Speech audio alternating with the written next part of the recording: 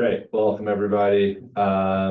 So we're gonna kick off the meeting. I think before we get started, if we can do a quick attendance, and then we'll go from there. All right, Richard Klein, Right here. Eric Talbot, Here. Michael Aarons, here, Sam Nelson, here, Angelica Kanganis, here, Holly Thurston, here, and Chair Roy. Here. All right, and we do have two board members currently absent, though we're expecting them later. But at the moment, both alternates can vote. I think if one and not both come, I think that last week we had alternate member Klein voting, so this week we would switch and have alternate member Nelson. If they both come, then both of the neither of the alternates can come, just to delay the land for tonight. With that out of the way, we also have our minutes from last month, sorry. So, and I think everybody here can vote on those. So can I have the motion to approve last month's meeting minutes? Michael Aarons, a motion to approve last month's meeting minutes. Second. All right, and any objections? There are none, so those are approved. All right, so we're actually going to start off today with another additional business item, and I guess who's going to be presenting just the moratorium. moratorium? Is that going to be? Yeah, I mean, we can tag to it. Maddie. All right, so the issue is that there is a local law that is under review by the Board of Trustees right now regarding a moratoria for development, residential development in two districts. So I think so for the SPN districts, just I guess a brief oversight is that we are developing zoning amendments to allow for all residential developments, but within the scale that is appropriate for the smaller parcels that are in the districts. And then for the RDD, we are implementing the moratorium per the comp plan recommendation to preserve areas west of the railroad from development while considering area-wide structural protective measures for these lands. So that is the second one. all right, so so Maddie will pull up the map effectively, and just looking at the map will be helpful. These are two adjacent districts. One is the SPN is a kind of a very small, like, one block district, which is just kind of east of the train station parking lot. And then the RDD, the RDD is kind of the waterfront, and that moratorium I think is more straight is very straightforward insofar as that deals with the last comprehensive plan, and concerned about flooding and infrastructure and not wanting to develop in an area that's prone for water damage. And the SPN, maybe that little kind of teardrop little guy. And that is really, and that's just a district where the Board of Trustees is looking at ensuring that development in the future is more consistent or appropriate with the lots and housing stock that's there. Is that fair? Yeah, I think I would also add, and thank you, Danielle, there's a couple in SPN. I think there's only 20 something parcels in the whole district. Yeah. But a large number of them are actually vacant. And so we've had people, over the years come and, pitch ideas about what they might like to develop there, but nothing's really been able to work under the current zoning. So I think it was last summer that Valerie and Danielle, as part of Nelson Pope Voorhees, did a pop-up at Your Coffee in the neighborhood with a lot of ideas that folks, who were commuters, but also, primarily folks from the neighborhood could come and sort of advise on what they would like to see. So the trustees have been sort of going with that theme. But in order that everybody can just have the conversation more fully, a moratorium has been recommended for a short period of time. What's a short period of time? I think it's a maximum of 6 months. Does that sound right? I think so. I think 6 months is thereabouts where we're probably headed. And for the RDD part, they say no development? So one of the recommendations, as the chair mentioned in the comprehensive plan, was that because of sea level rise and a variety of other environmental studies, that it really is not advisable to develop housing on the western side of the railroad tracks. Unfortunately, just being in the comprehensive plan doesn't make it law. So going through the comprehensive plan, we noticed, oh, hey, there's this thing that we really should consider doing because we continue to hear about sea level rise. Folks who have been around for a while know that, the flooding that we've been getting, the past couple of years, even in just the train station neighborhood has been pretty significant. So this is something that the board wants to just take a moment, take a pause, have everybody assess. And wanted to hear specifically from the planning board, what you all thought about, the concept, but also the moratorium very specifically. And that would be an indefinite moratorium or No, what? it would be a probably 6 month long moratorium, again, for everybody to just take a look at what's on the table, what makes sense. Of course, engage the community around what the community would like to see and not see, potentially in those districts. And then unfreeze the process, and then those recommendations would come back to this planning board, as well as be open to the public through the board of trustees process. Is the idea that the zoning changes would occur kind of during this moratorium process? So when you come out of the moratorium, there's changes to the zoning code. I that believe that reflect is the sequence that Yeah. is most desired, right? Yeah. Yes. I mean, any feedback or comment? I think it's a good idea. Do we have a sense of what the community response has been so far to this? In terms of the SPN districts, when we did the feedback last summer, a lot of residents were very against adding more street parking. And they wanted housing to be pretty condensed and obviously not tall to block the river views. A lot of people were looking for commercial mixed use in that area as well. But I think ultimately they were looking for single family homes, 2-family homes, and like townhouse types, and that's what they preferred. So we are looking at revising the zoning to allow these more dense and maybe smaller housing types.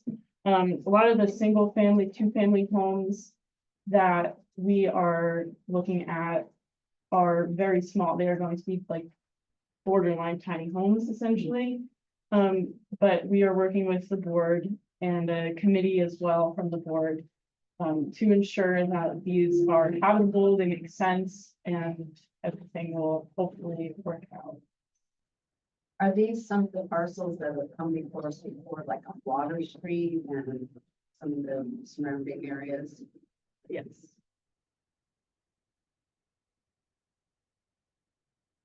Any other thoughts on this? I mean, as someone who lives down there, I'd like to see more mixed use, commercial and housing, affordable housing. Right. Because it's a great need for that. This is the text of the local law that would enact the moratorium, just so I can take a look.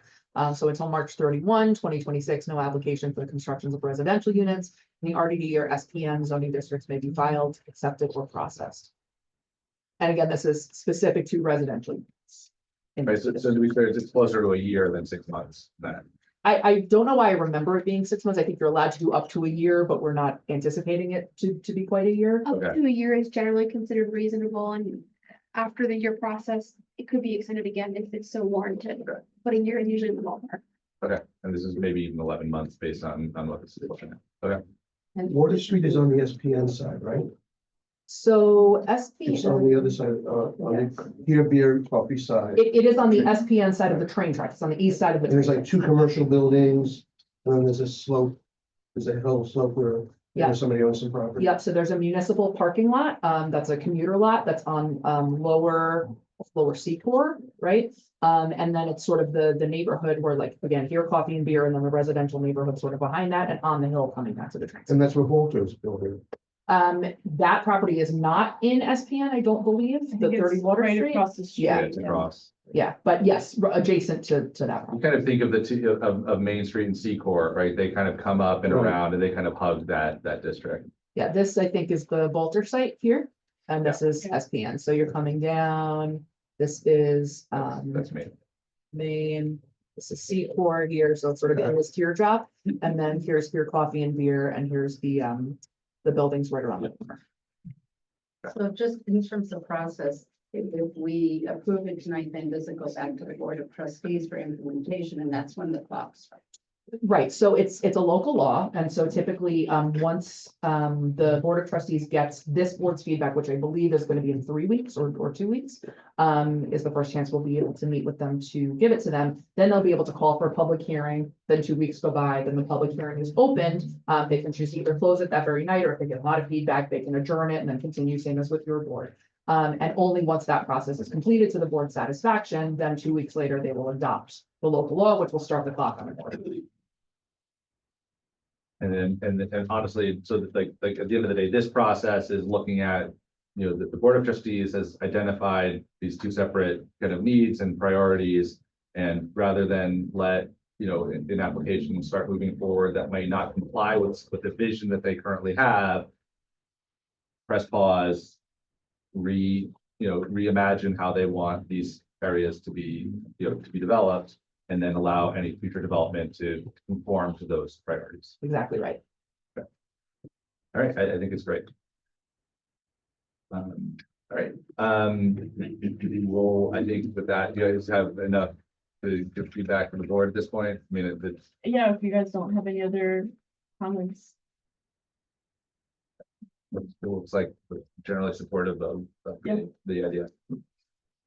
Thank you. Awesome. All right. Just noting also, we have members Leah and Maria are both with us at this point, so we actually have a full board. All right, so moving on to new business, the first item up is going to be 62 Water Street. This is Planning Board 205/2022, and this is a request for the extension of a conditional use permit and site plan approval that was previously approved. I guess they were it was originally granted, the approval was originally granted in 2022. There was an extension in 2023 and one in 2024. So bring the applicant up. And so I guess as you guys come up, I think we can just start off. I think it'd be really important for us, this, based on that, this is the third extension that's been requested here. So I would like to hear kind of a very kind of clear update in terms of where you are in terms of executing this project, Yeah. what your plans are, and then we'll have a conversation. I prepared some remarks that hopefully address some of that, and then we can take questions.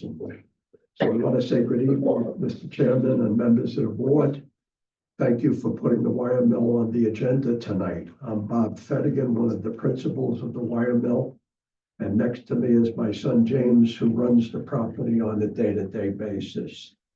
As you know, we have come before you in both 23 and 24 to seek extensions of our approval. In 23, because of the high interest rates, which by June of 24 had abated somewhat. Unexpectedly, our tenant in 61 Water Street, a 7,500 square foot building across from the main building, across from here, who had been in the building since 2018, ran into an almost complete collapse of his business in late 23. We started to renegotiate his lease, but unfortunately these negotiations stopped and he completely stopped paying rent as of December of 23. The wire mill, which some of you may not know, is a brownfields cleanup property, which we cleaned up over a period of 10 years to the second most stringent standard of cleanup that New York State has.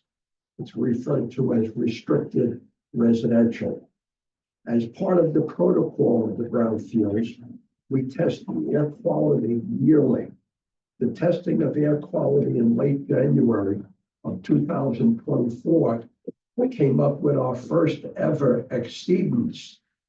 And as is required, we proceeded to investigate the cause of the exceedance. We believe it was caused by the solvents, paints, and chemicals our tenant was using to finish their products.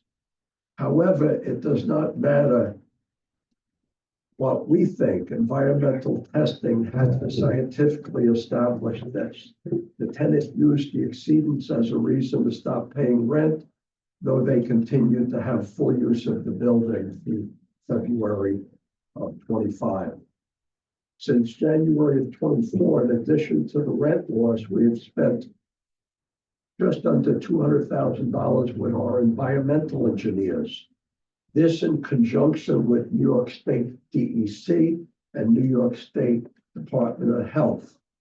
Our final testing took place the beginning of March, and we are awaiting the engineer's final report. Needless to say, our financing source was hesitant to entertain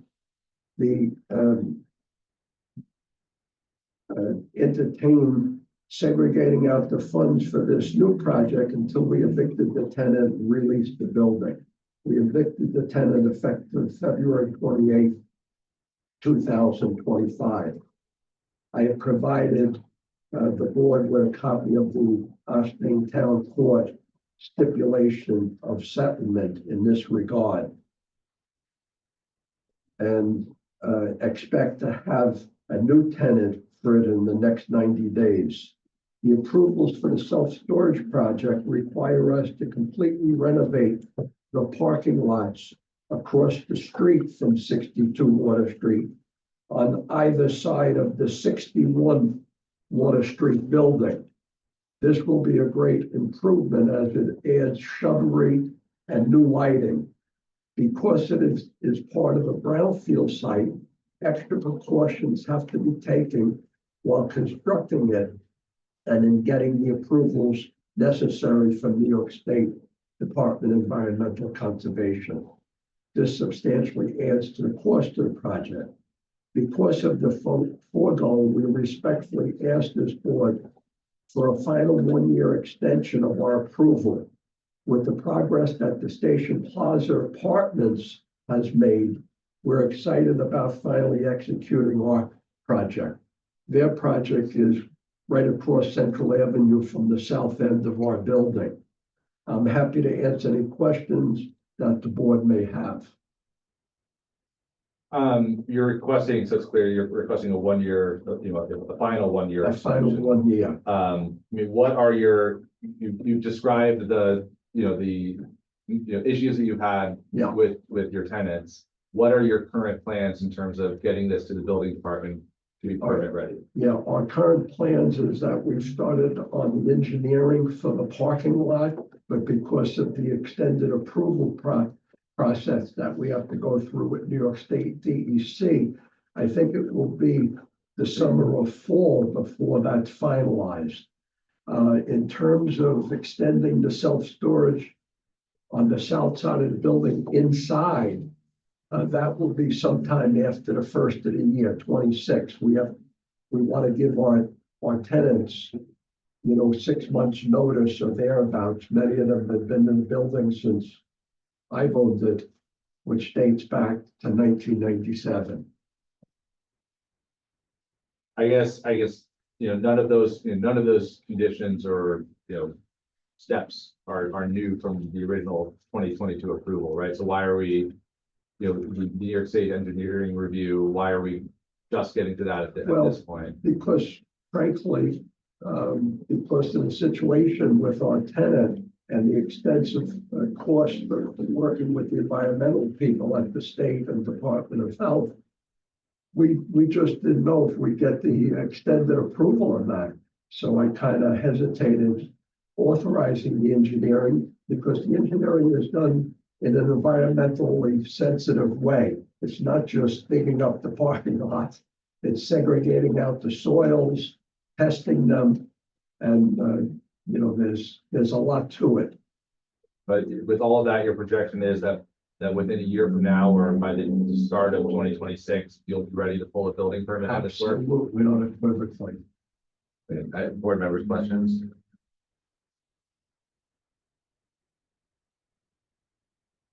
Appreciate your forbearance and on this project, but James and I are excited to get it going. I mean, I guess in terms of extensions, just to be clear, in terms of how the law works, what are the limitations and what are the limits of our review here? Yep, so how the code reads is after the applicant gets their initial approval, the board can grant up to 2 1-year extensions. After the second 1-year extension, And what the code says is the planning board may provide additional extensions in 1-year increments if, in its opinion, such extensions are warranted due to particular circumstances which prevent a building permit from being issued. So the applicant's hardship has to relate to a building permit being unable to be issued. I have a thought. Yeah, go for it. I think that, you know, based on the applicant, what the applicant has explained to us, that, you know, given that they make their, you know, their income, their revenue from their tenants, that if it was a hardship, you know, not all much well, without money or without line of credit or without a loan, it's very difficult to move things forward. I don't know the particulars of the engineering that you're doing for sensitive environments or anything, but you know, I understand that that's money you put out, you don't get it back unless you move forward with projects. So I think it's reasonable to provide an extension. In which what I should have added is, the code also states a delay includes a delay related to issuing of permits or obtaining approvals from outside agencies. So the DEC environmental approval could be a factor in the board's analysis here. I don't go that far back, but did they clear any of the hurdles necessary to pull building permit? Have any Or- other, or yeah. is it all that outstanding? Not that I know of. In other words, we have two parts to this project. One of the parking lots across from the main building. And that's probably the most challenging because of the environmental nature of the site. The second part is on the south side of, right over here. It's all internal and has to do with our tenants getting out, taking down the sheetrock, putting some new HVAC in. So I don't foresee any major obstacles there. We have about 500 rooms on the north side presently and have no problem, you know, pulling building permits and getting permission for those over the years.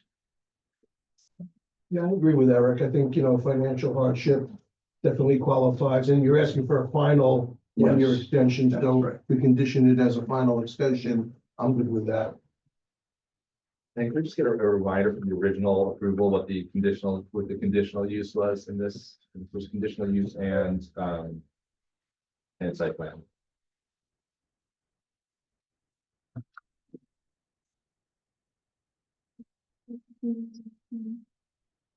The first extension, you said, right? Was The that first extension or the initial? The initial, the conditional use, this is granted a conditional use permit as well as a site plan, and both of these are subject to this extension.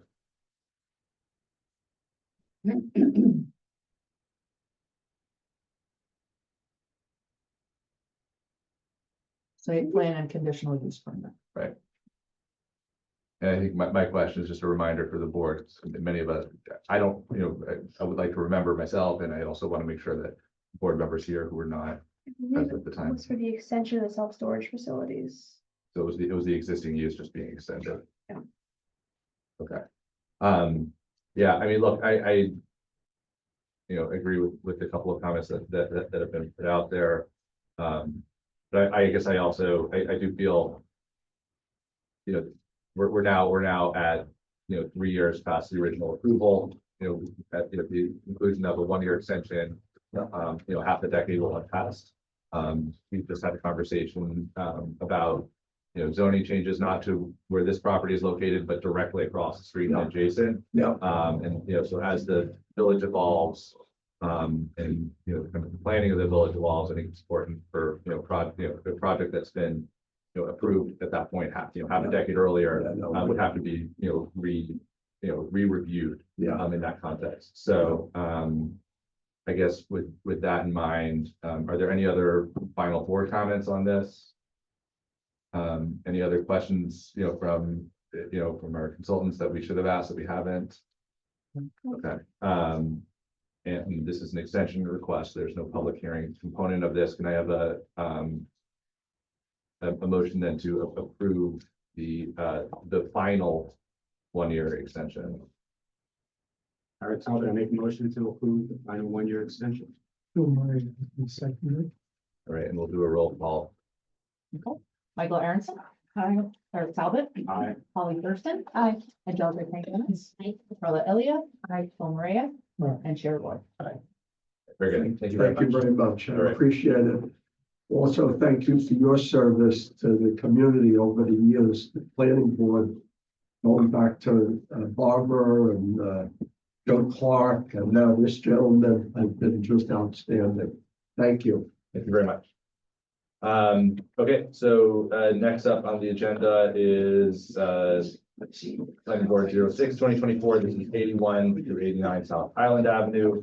And this is an extension for a previously granted wetlands permit, a pre-permit, and a site plan permit. So we will have the applicant come up, kind of just give us an update with where you are with the project, and then the company. Good evening, Chairman and members of the planning board. My name is Jessica Zalen. I'm an attorney with the law firm of Cuddy and Bader, and I'm appearing tonight on behalf of the applicant 81 South Highland Ave LLC. I'm here, as Chairman mentioned, to request extensions of the wetlands permit approval, tree removal permit approval, and the site plan approval granted by this board for this project. We note that in addition to these approvals, a subdivision approval had been granted by this board. Along with the mentioned approvals, the applicant has pursued and finalized all conditions of site plan approval, reported the plat with the Westchester County Clerk. That was done effective November 14th, 2024. So the applicant is now just looking for extensions of the remaining approvals to allow it additional time to explore strategies that would help us get closer to construction of this project. The applicant is investigating potentially selling the new created lot to a prospective purchaser who wants to proceed with development of the project as it was approved. Just needs a bit of time to get there to complete the transaction. As I mentioned, the plat was recorded just in November. We're still waiting for an address to be assigned to the lot, which I understand will be completed in June when the final assessment roll is prepared. So now that the plat has been filed and we have two separate lots, our client is in a better position to explore options for the resale of this property. Can we just get a reminder of, because I know there's the time frame of the different extensions that are part of this request are on different intervals. My understanding is the pre-permit, I believe, is 120 days. I think the wetlands permit, maybe we could just update us on where we are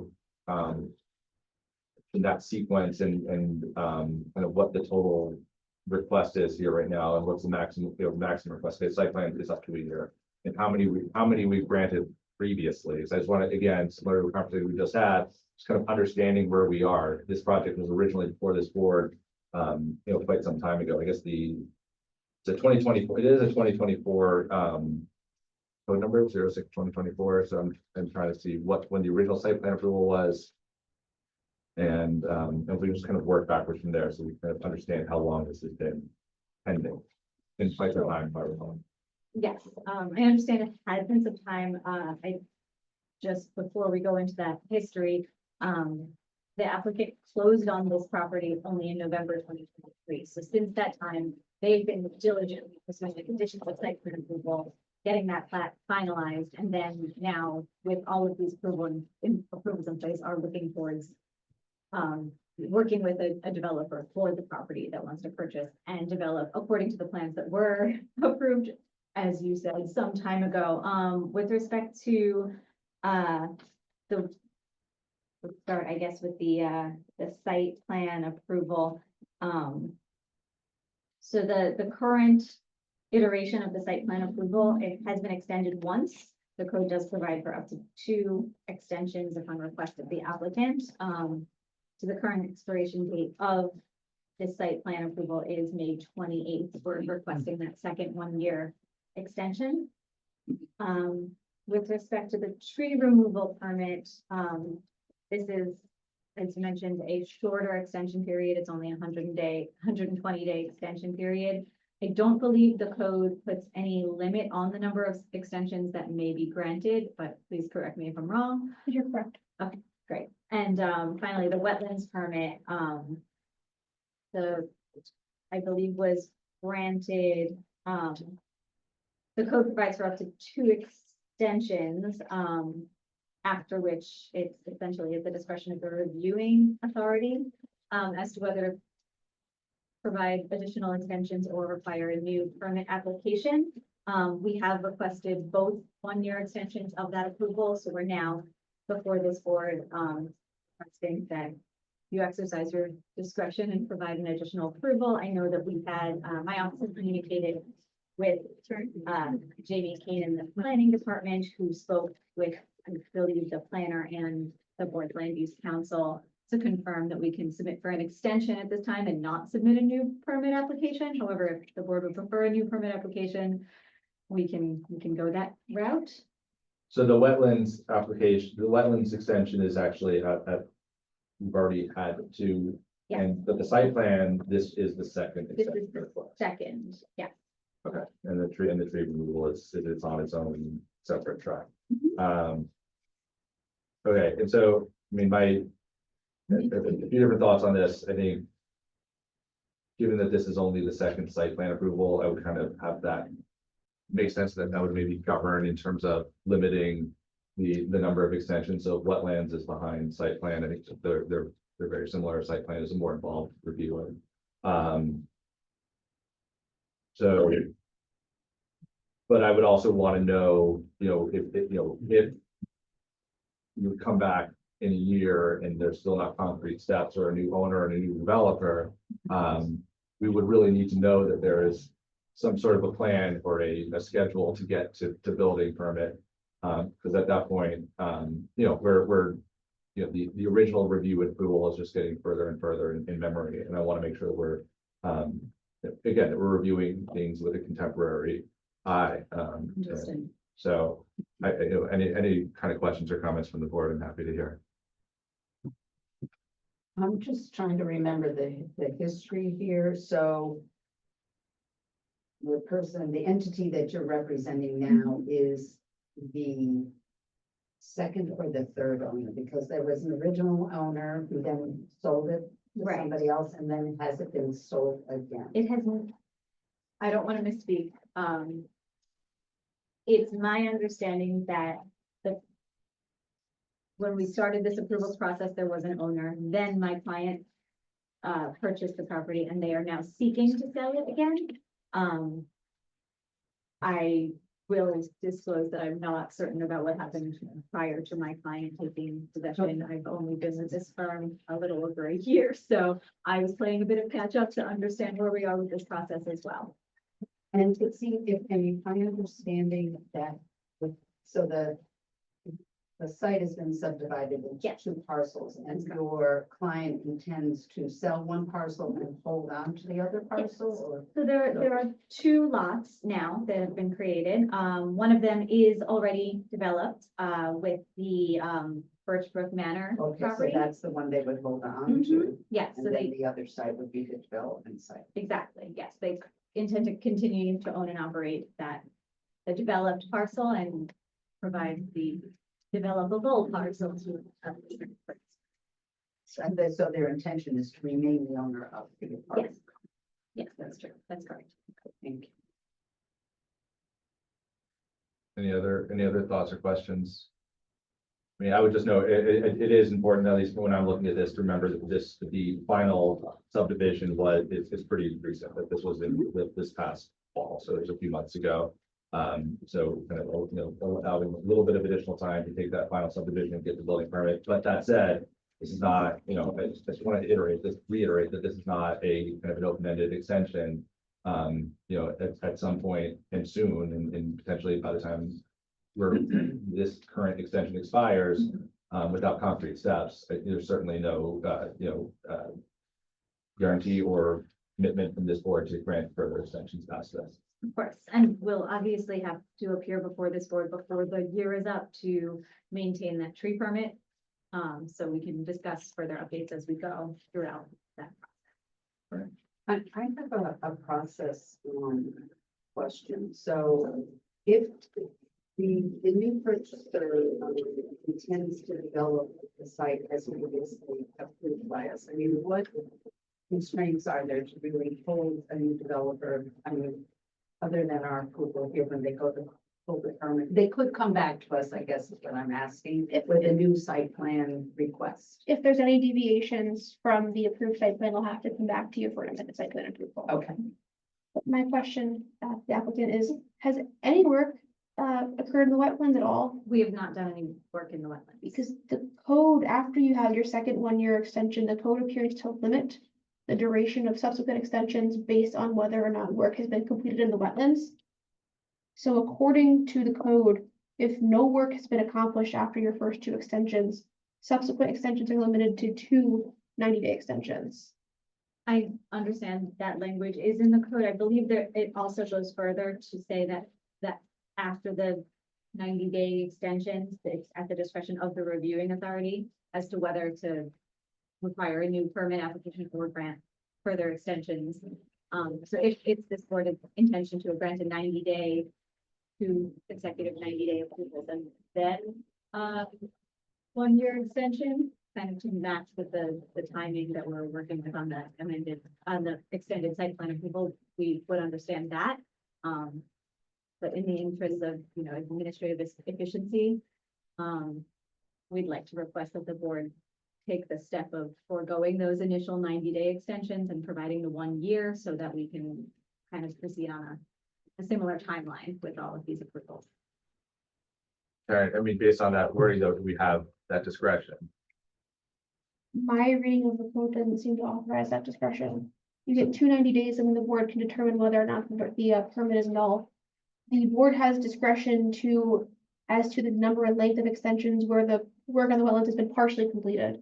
So after the 2 90 days, if the work has begun, based on how the code reads, then you'll be able to come back and request additional indeterminate extensions. However, the code doesn't seem to support bypassing the 2 90-day provision. So after the 290, we would potentially have discretion or not. Maybe I missed that last part. So if no work, if this site remains as is with no work, 290, whatever, 4 months from now, is there any discretion from this board, or is that we're not? So what the code says is, if no work's been done on the wetlands, extensions shall not exceed 2 additional periods of 90 days each. In any such case, if the permittee fails to complete the act specified in the permit prior to the expiration of the second 90-day extension, at the discretion of the board, the original permit may become null and void, then an application will be made for a new permit. So at that point, the applicant will have to renew the permit. However, if the work has begun, even partially, the number and length of extensions shall be at the sole discretion of the applicant authority. The code discourages perpetual extensions of uncompleted work. Got it. That's just based on what the code says right in front of me. I understand. I'm just pulling it up because I Of think course. there's something that you said that I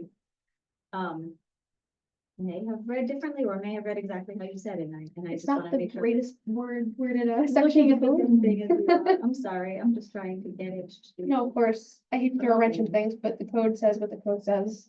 Sure, I understand. I want to make sure that I'm looking at the same. And does it say, it almost sounds like you said, if at the end of the second 90-day extension, they've not done any work, it's our discretion to, To invalidate the permit, Invalidate the require a permit. new application. would that also mean that it's our discretion to potentially Not, not? That's what I was. but that's only after the second That's 90 only after day. the second 90 So we days, would- So that to seems come to me back. that you could approve 180 days right now, 2 90 days, and after that point, which would put this on the same schedule as the tree permit, for the most part. Close. right? Oh, they're at 120. Karen, does but it define how much work has to be done? Partially completed, Partially.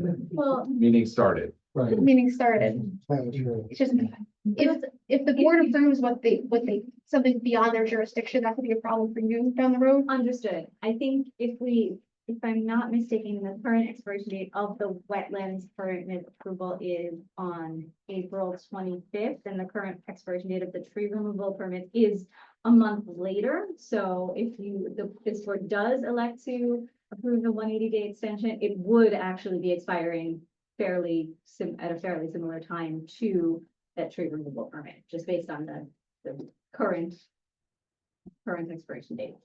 You mentioned something in the code before that it stated it would become null and void. At your discretion. Actually, Yes, that's what I was trying to it's put. not really null and void.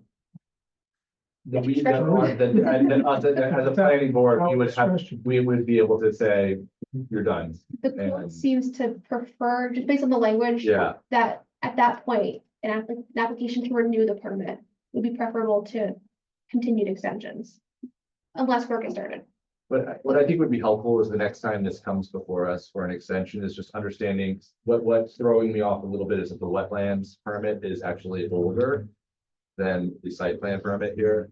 I think it'd be good just to understand that because I think I actually agree with the spirit of that section of the code. It's just, we have a weird lag here between the different components of this approval. Absolutely. And I think that that's, you know, as we're reviewing this, I think that's kind of important. So- I think some of the, Oh, I think so. It was adopted in twenty The twenty-two. wetlands Yeah. legislation is somewhat recent. I but that believe. would mean you would almost think it would be the other way around. well, I'll just remind the board that there were prior approvals that had lapsed and the applicant did come before the board for it, you know, with new permit applications for new reapprovals essentially of the work. I think what happened, in fact, now I was on the board at the time, so there was an original site plan approval, the wetlands law took effect for permit, so that required approval, the wetlands law changed the site plan, so the site plan was revised and needed to be reapproved, so it is connected the way that Maddie described.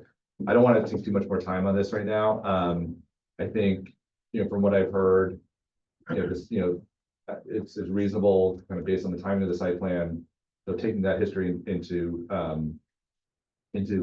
the conversation, that this is a second extension on a site plan, but this is actually a site plan that's quite a bit older than that. You know, I would look at this as, you know, the next time the site plan comes, because that's the longest extension that you would be asking for here comes up, without concrete steps towards, you know, either a building permit or, you know, a set of drawings that are under review with Joe and a building permit being imminent.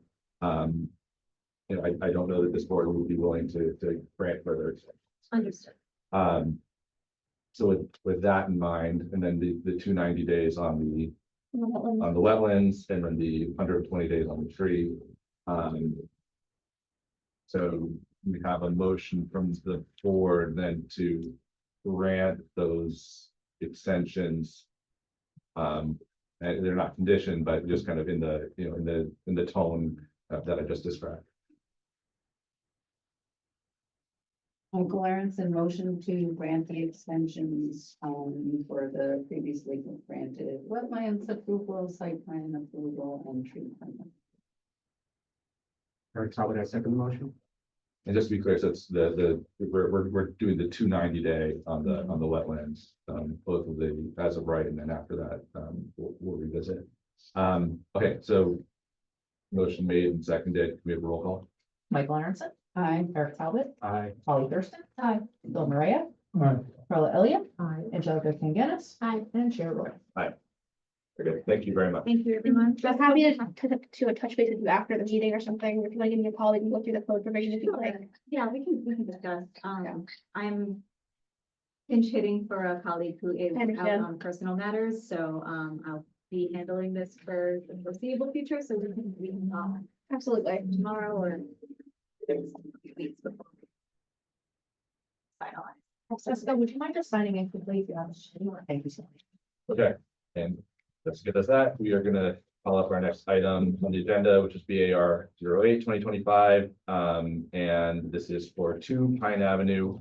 This is simply a BAR application, and there's a request for legalizing a rear yard barbecue deck, a roof over an existing deck, and new front entry stairs.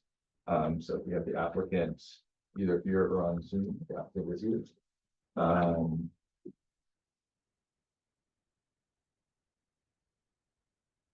And then maybe Maddie, we can pull up the Ready. drawings while that's happening. I thank you for hearing. Sure. No, Scott Kamen, I'm representing my client. We're trying to legalize the property, make certain improvements, build back some existing structures. Presented plans to the building department. We made revisions accordingly, and I'm here for the legalization of a barbecue patio that we'd also like to roof over. We'd also like to roof over an existing deck in the rear of the building. Reconstruct a brick and concrete front porch in its existing location. And I believe that, we are also legalizing creating egress from the basement for occupancy, for recreational occupancy. You just look at are there elevation drawings that we have that show. There we go. Yeah. These are the legalization of the improvements to the house, right? So we have the front of the house, that's the staircase, and this. Maybe, I don't know if we can zoom in, or maybe you could just describe the material. Absolutely. The front of the staircase is, let me just check that with my drawings. Have the materials. We're trying to build it exactly as it was existing, which was concrete, the same color as the base of the house. If you look at the photos, you can see what was existing. It was in disrepair. There it is. It was in disrepair. It was removed. Client was given a violation for work without a permit. The removal just went too far. He was trying to repair it, but the removal went down to the foundations. So we're here to get approval to build it back the way it was. And black painted wrought iron railing. But yes, the same railing. Okay, in the back of the house. Back of the house has an existing deck since inception of the house, or at least it's on the property card in 1965. We'd like to investigate those foundations, make sure they go down deep enough, underpin if necessary, and roof over the existing deck and add the railings, new railings. Materials on that. Materials are wood, lumber construction, asphalt roof to match the existing. And colors is a painted finish to match. Are there Yes. existing finishes on the house that you can point to that would serve as a? Yes. I'll give you that. It would be white, the wood of the deck would remain a natural color. The trim and rafters would be painted white, roof asphaltic as on the rest of the house. So similar to that scheme. You would match the, okay. Yeah, Exactly. there's no new siding on that, right? It's No, just- yeah. no. It's a wood frame construction, rafters, exposed rafters, painted underside, and roof pitch back to the house. All right, and then maybe we can talk about the exterior structure, right? That's the third piece of this. Yes, the patio is on the lower left. That we'd like to legalize. We'd like to check the foundations, underpin if necessary, and add a roof cut structure to that's open to the weather. Is there a drawing of that roof structure? Yes. Fine. There we go. And It's up against a retaining wall that already, lives on the property, that actually spans several properties on Pine Street. and that just in terms of it's a wood post structure. Is that exposed wood or is it? Yes, exposed rafters, struts and columns down to the masonry porch, painted, similar to the deck roof. All right, so painted, so it'd be the same, it would match the Yeah. the paint color of the deck roof.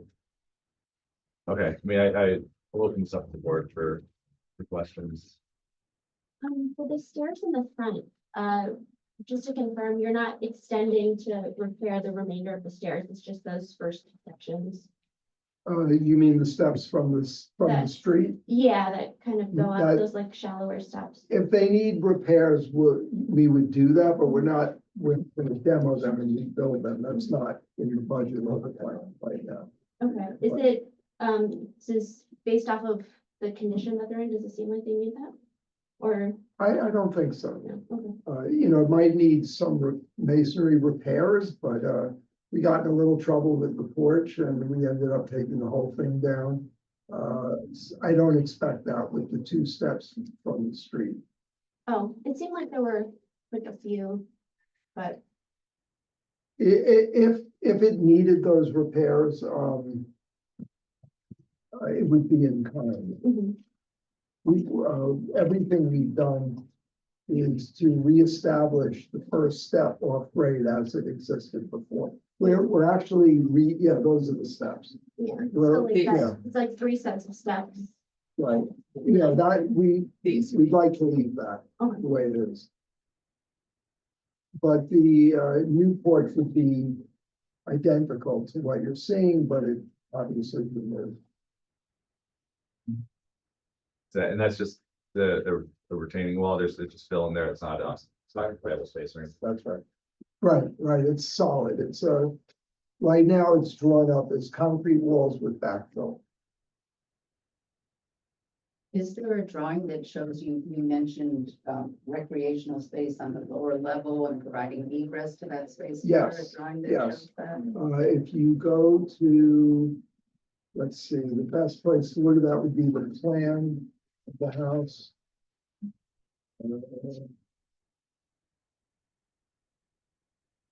Okay, right, we could do it off the site plan, but I have a better plan. Yeah.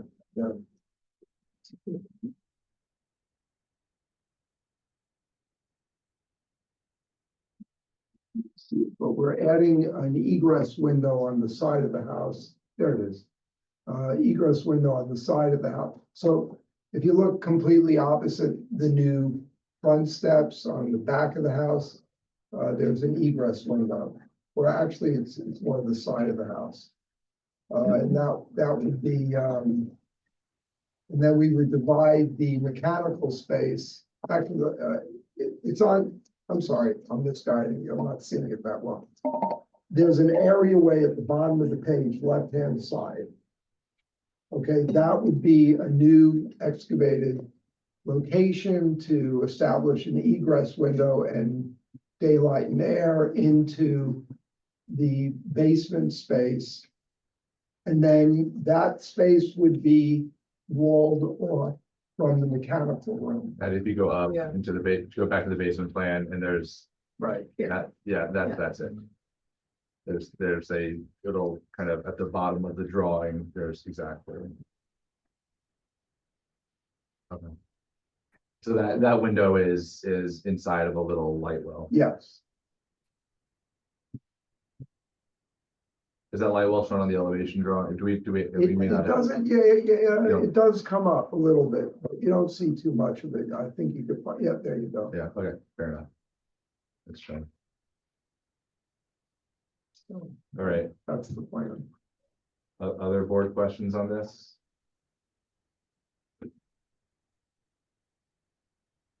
Can I ask a question, please? Yeah. The landscaping stairs in the front that remind me, right now they've been removed.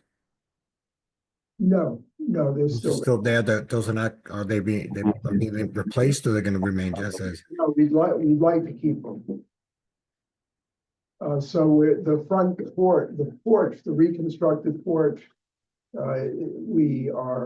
we're touching grade at the same location so that we can use those landscape stairs over.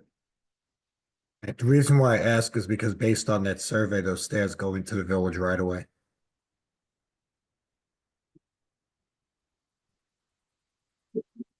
So I mean, if they're existing, that's, it's existing, but if you were replacing them and all, you wouldn't be able to put them back there because they're in the village's property. Yes, the survey does show that. But But no work is proposed on those No, stairs as yeah, part of this I application. don't want to get into that at all. I don't blame you. Were there any variances granted for this? I believe, There's a front yard setback variance granted from the zoning board. and that's closed and settled. All set, no issues. All right. Do we have a motion to open the public hearing on the application? Phil Maria, motion to open a public hearing. Angelica, can you in a second? All right, any objections? There are none. We're in a public hearing. Is there anybody in the room to speak to this application from the public? I don't see anybody. If there's anybody on Zoom, you can use the hand raise function if you'd like to speak to this application. And I don't see anybody. So can I have a motion to close the public hearing on the application? There's a motion to close the public hearing. Michael Aronson, second. Any objections to that? I don't see any. The public hearing is closed. I think we've seen, sufficient description of the project. I think we would want to condition the, any approval on, matching the colors of the existing house, including the white painted wood, the concrete finish and the railing finish. Beyond that, and board members see any other conditions or concerns? No. Roofing material to match the existing house. We agree that makes sense. So with those conditions, just one more check with staff. Do we have any other questions that we didn't ask that we should have? Okay. We have a motion to approve the application. Eric Talbot, I make the motion to approve the application. What do I think is second? And we will do a roll call. Okay, Michael Aronson. Aye. Art Talbot. Aye. Phil Maria. Carla Elliott. Aye. Angelica Kinganis. Aye. Holly Thurston. And Chair Roy. Very good. Thank you. Thank you. Thank you very much. All right. Okay, so next up on the agenda is a planning board 01/2025 VAR 10/2025. And this is a request for a subdivision site plan VAR for proposed subdivision of the property and the construction of 3 multifamily residential apartment buildings. So JB, if you can kind of give us a overview of where this project is. This is a newly noticed project, though we've seen previous iterations of it in this board. Yes. And actually, good evening. We have received the comments from this project from the consultants, so we have received comments from the neighbors. And also we have done some more research and meeting with the client about the fallout tower. So having said that, we are going to rework the site plan to accommodate this. So I think probably the best thing today would be to adjourn this, because we can modify that site plan.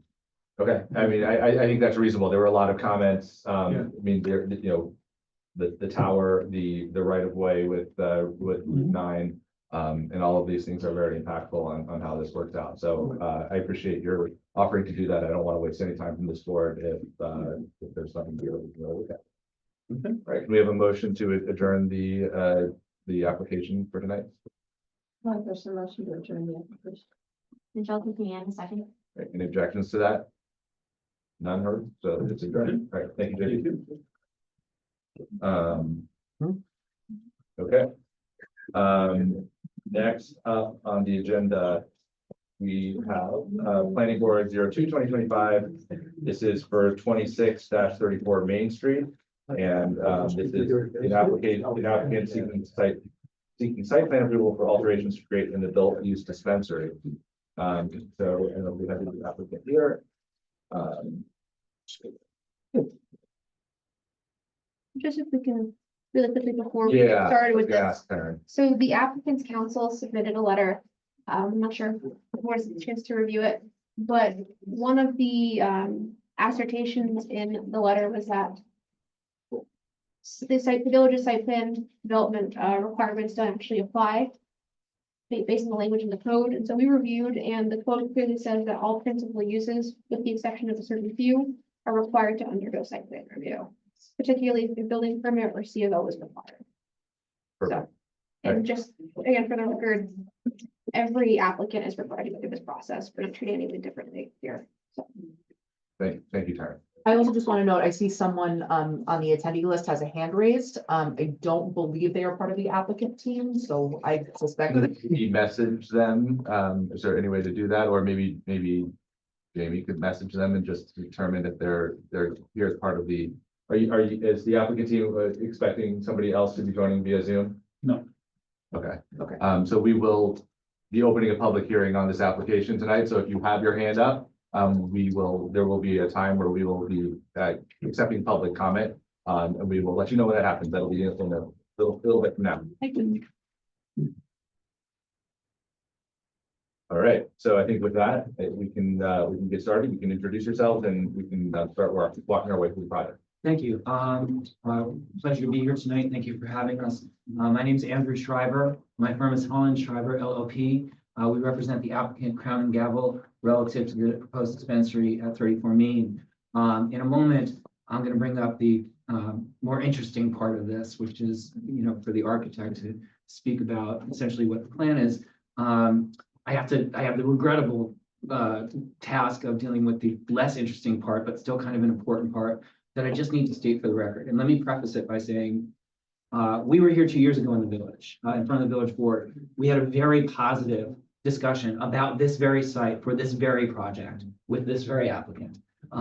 As I recall, the village had indicated favorably in response to the notice of municipality that that this project was suitable as far as the village was concerned. And I'm glad to announce that we're here this evening because we are so far along in the process that subject to the village approval process, whatever that process we should delineate here, which I'm going to talk about in a second, we feel that this project that the village, we believe, has seen favorably is really on the verge of coming to fruition with both stars aligning. And I said 2 years ago that it's sort of a hat trick you have to pull off in getting state approval and local approval. The primary issue, the reason that the boring attorney is up here is really it's a jurisdictional issue. And counsel, I was listening very carefully where you mentioned the importance of getting it right in terms of board jurisdiction. I agree with that. In this particular instance, we saw the memo from Nelson Pope that came in. We got it the other day, yesterday. We understand it was dated a few days ago. Not complaining about that. It's okay. You all have my letter. It's part of the record. Responding to it. But briefly, our issue is that cannabis, as a zoning concern, retail cannabis, was not separated out in the code with respect to any special use permit criteria or any district overlay, zoning overlay. And we know it's not a residential construction project that we're here for. So given that the Nelson Pope memos make specific reference to the section of the village code that deals with those three criteria, those three instances where we would be before this board, none of those instances apply here. We're in a district that is zoned as of right for this retail use. And in that respect, we're no different than a clothing store. So if a clothing store were not required to be before your board for this very type of application, we would submit. And again, this is simply, we're happy to talk through anything you like. We're happy to have a conversation with you. We just think that for belt and suspenders, legally speaking, the conclusion the board should probably reach is that under the uniformity provision of the village, the New York State Village Law, which we cite here, because we are in the same district as other retail uses that don't need to be before this board, and because the provision that Nelson Pope referenced doesn't, by its definition, plug into any of the criteria which we're talking about here, we think that the appropriate conclusion to this particular proceeding would be for the planning board to determine that it's not necessary for it to assert jurisdiction and remand us back to the building permit process to allow the conclusion of that process. Again, I say this with zero disrespect for the board's role or duties and its review procedures. We are here to engage with you and to make sure that any concerns or curiosities are satisfied. But we think that legally it might be error if the planning board were to issue any decision on this particular application. And the only reason that it's a concern, aside from obviously my job, which is to preserve the issue for the record, is because if the planning board were to take jurisdiction over it and issue a determination under procedural stance, that determination could then be subject to Article 78 review, which then would put my client into a whole new, potential arena that legally the state has not contemplated here. And more importantly, the village has not contemplated in its code. So everything else from the memo that springs from that, compliance with the sewage, the sewer and measurements and the major building measurements on the exterior. We're not doing anything exterior. So besides the fact that that provision in the beginning doesn't apply to us, the divisions of that shouldn't either. And then the only other provision that it said that we need to comply with is the signage provision, which, as I point out, by its express terms, only applies to wireless facilities, which cannabis stores are not. Besides which, the only other objection to the signage was the use of the term adult use cannabis dispensary. And I point out, I think that might have been an inadvertent conclusion reached by the consultant, because that was actually one of the few phrases that under the state's guidance is allowed to be used on outside signage. So given that the state specifically says there's only a limited number of phrases or text that you can use, and we cite and include the provision in our letter, we're respectfully suggesting that the state has spoken on that specific issue. And so compliance with the state rules need to kind of be recognized with respect to the village criteria. We will, of course, comply with everything else that we said 2 years ago. You're not going to be able to see the product from outside.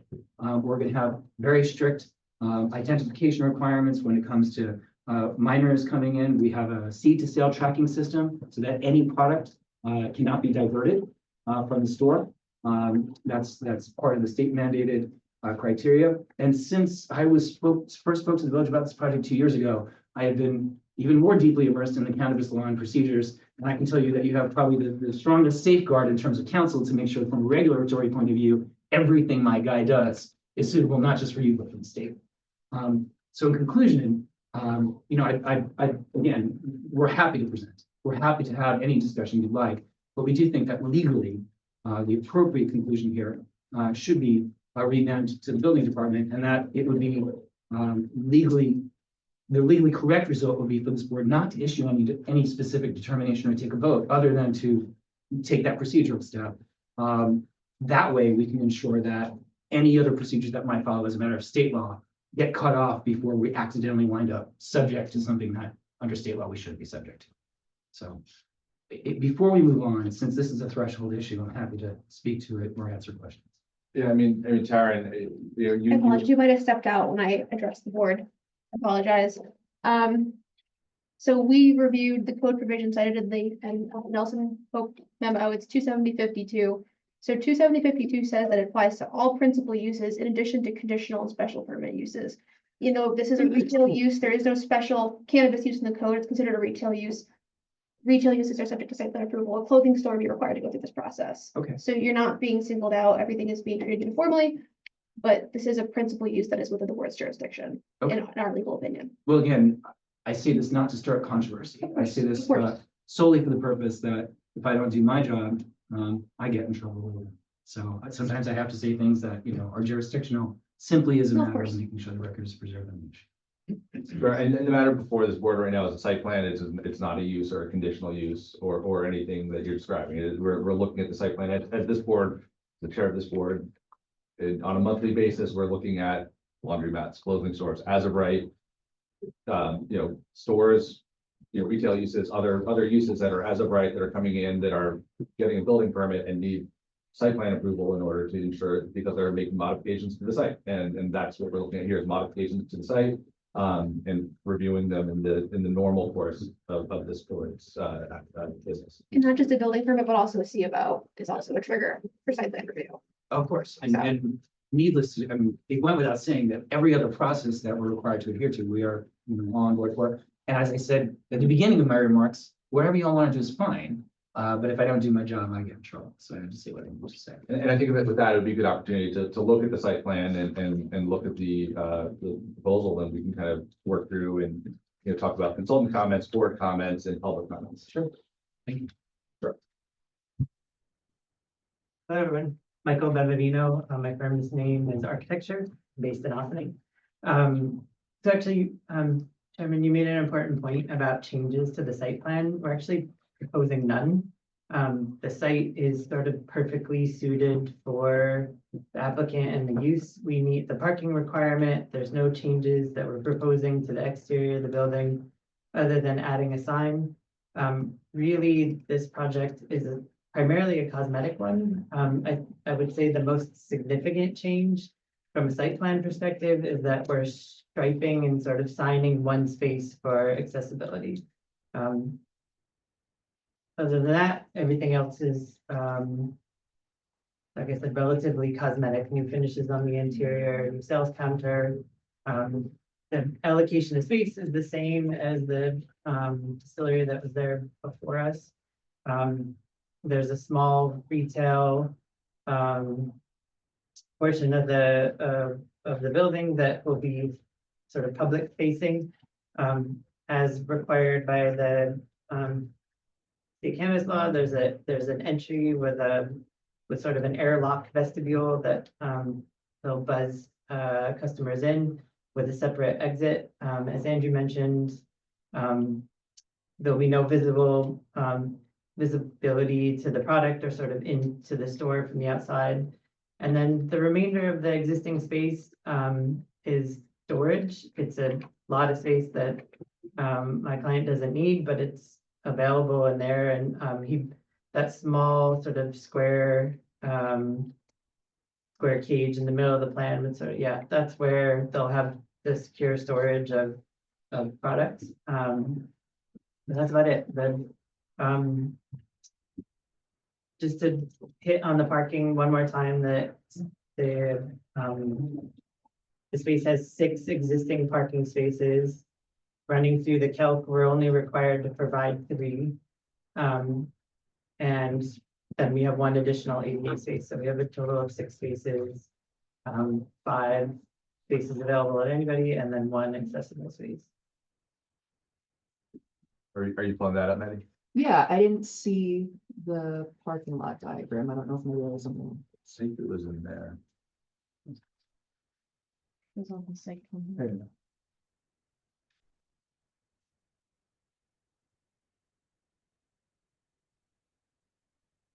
Maddie, it's on G003. Thank you, sir. One more, in the bottom right-hand corner. This? Yeah. Yeah. That's just the sort of That's the area yeah. I diagram. think you're just looking for the site Oh, plan, Maddie, Yeah, or for the calculations, because that's up there. I was looking Yeah. for parking related. And so that's, and actually, but if we just go over, look at the calculations, but I also just want to look at the lot line, just understand the, other uses on that. Just kind of understand that entire kind of building as a whole, right? So the lot line surrounds, I guess the lighter color is the footprint of the proposed store. And then I guess, fronting Main Street, there's a couple of, that's also on the same lot, part of the same building. Part of the same building, different tenants, different use. And how is the parking allocated between those 2 uses? All 6 spaces are allocated to 34 each street. And so where are the users of, I guess, is that 28-30? We get 30. Yeah. So what is the use and how are, as far as this site in this building, how are those, how's parking, accommodated for them? Or is it simply not? I think that determination sort of predates this applicant. I just know that that lot and those spaces came with the lease for 34 Main. And have always existed with that tenant.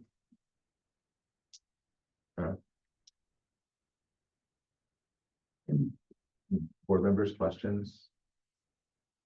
We could also talk about the professional comments, but maybe we'll start with any initial, comments or feedback from the board now. Danielle, you can walk through some of your thoughts and Tony. Yes. Go ahead, Daniel. Sure. I guess going off of what Karen said, our memos are exclusively recommendations. They are not legislative at all or requirements for site plan approval. They are just to bring up issues to the board to take into consideration. But with that being said, I would like to note that we did make the error about the sign code reference. That is section 270-29. So we will revise that in our next memo if need be. So I guess our biggest concern, well, our 2 main concerns, one of them is the parking situation. As of now, we are unsure if the parking area is more than 2 feet from the property line, which is required. So we would like to see dimensions from the property line to the parking area just to confirm. And we understand that no changes are being completed other than that handicap spot. But the parking area may become an issue if there's a lot of customers, if there are if you guys have deliveries, that is one of our questions on our memo. If there's going to be reserved spaces for employees. So we just raised a number of questions regarding the parking area. In terms of just the general retail use of the site, we just have a few, operational questions. Hours of operation, like I said, if deliveries are being conducted, if deliveries to the site for supply are being conducted, where is that going to occur? Is it going to block any parking, etc. And then in terms of that sign, we do require sign details, so that is color and material. I know you provided, the basic color of the sign. The reason why we pointed out section 85 of the cannabis law in regards to signage is that it explicitly states that signs should not include mottos, selling messages, or any other non-essential text. And it was that non-essential text that flagged us to highlight that the sign says adult use cannabis dispensary. So that, again, we're just bringing it to the board's attention. Other than that, we just have a few other minor comments. I know you said that no exterior renovations are being proposed. Is there going to be any outdoor lighting provided or No, nothing exterior? the existing site is well lit. There's street lights that kind of ring the entire parking lot. There's a floodlight existing sort of on the side of the building, and there's lights in above each door. Gotcha. Okay. So we just wanted to confirm that, but that is the gist of our comments. I know I jumped around a little bit. Fair enough. Any board, questions for Danielle or thoughts on her comments before I ask Tony if he has any? Okay. Tony? So there's not much side work here, of course, but we did recommend signs. I didn't see them anywhere in the plans for the ADA no parking sign in the ADA space. We also did bring up the parking because we kind of looked at this as the 3 buildings on that lot and this parking. So, that's a question we had as well, like, how's it going to affect those other 2 businesses? You say they don't use it, so where do they park? That was our concern. Yeah, and I guess, because, that was kind of an apparent concern as far as, from a code perspective, when you've got a building with multiple uses, you've got a parking lot. This applicant is kind of using the parking that's available in that lot to satisfy their parking requirements. But, what is our obligation as a board in terms of looking at that site as a whole, I guess is a question that I have. It's a question for Joe, as the interpreter of the And code. I believe there was 1 or 2 parallel in front of the buildings there. Right, On but the street? those are on the street though, right? There's Or street they- parking. Yeah. Street parking, Here. and then that corner lot is always, like I noticed, went to the site before. Joe, I don't know if you heard the question, but we're just talking about the parking calculations are based on the proposed tenant here. But there are 2 other, I don't know how, there are other tenants, right? There are other addresses at the building. How is that? And the parking for those spaces is not taken into account. This use is effectively using all of the available parking on the lot. So how do you look at that, or how should we be looking at that? No, they would have to provide, they'd have to provide the calculations for all the uses there. To make sure that each use in the building is how much off-street parking there is. And it appears to be if they're not going to provide enough parking, then they would have to. I believe in this district, you have to apply for a variance for the number of off-street parking spaces that you can't provide.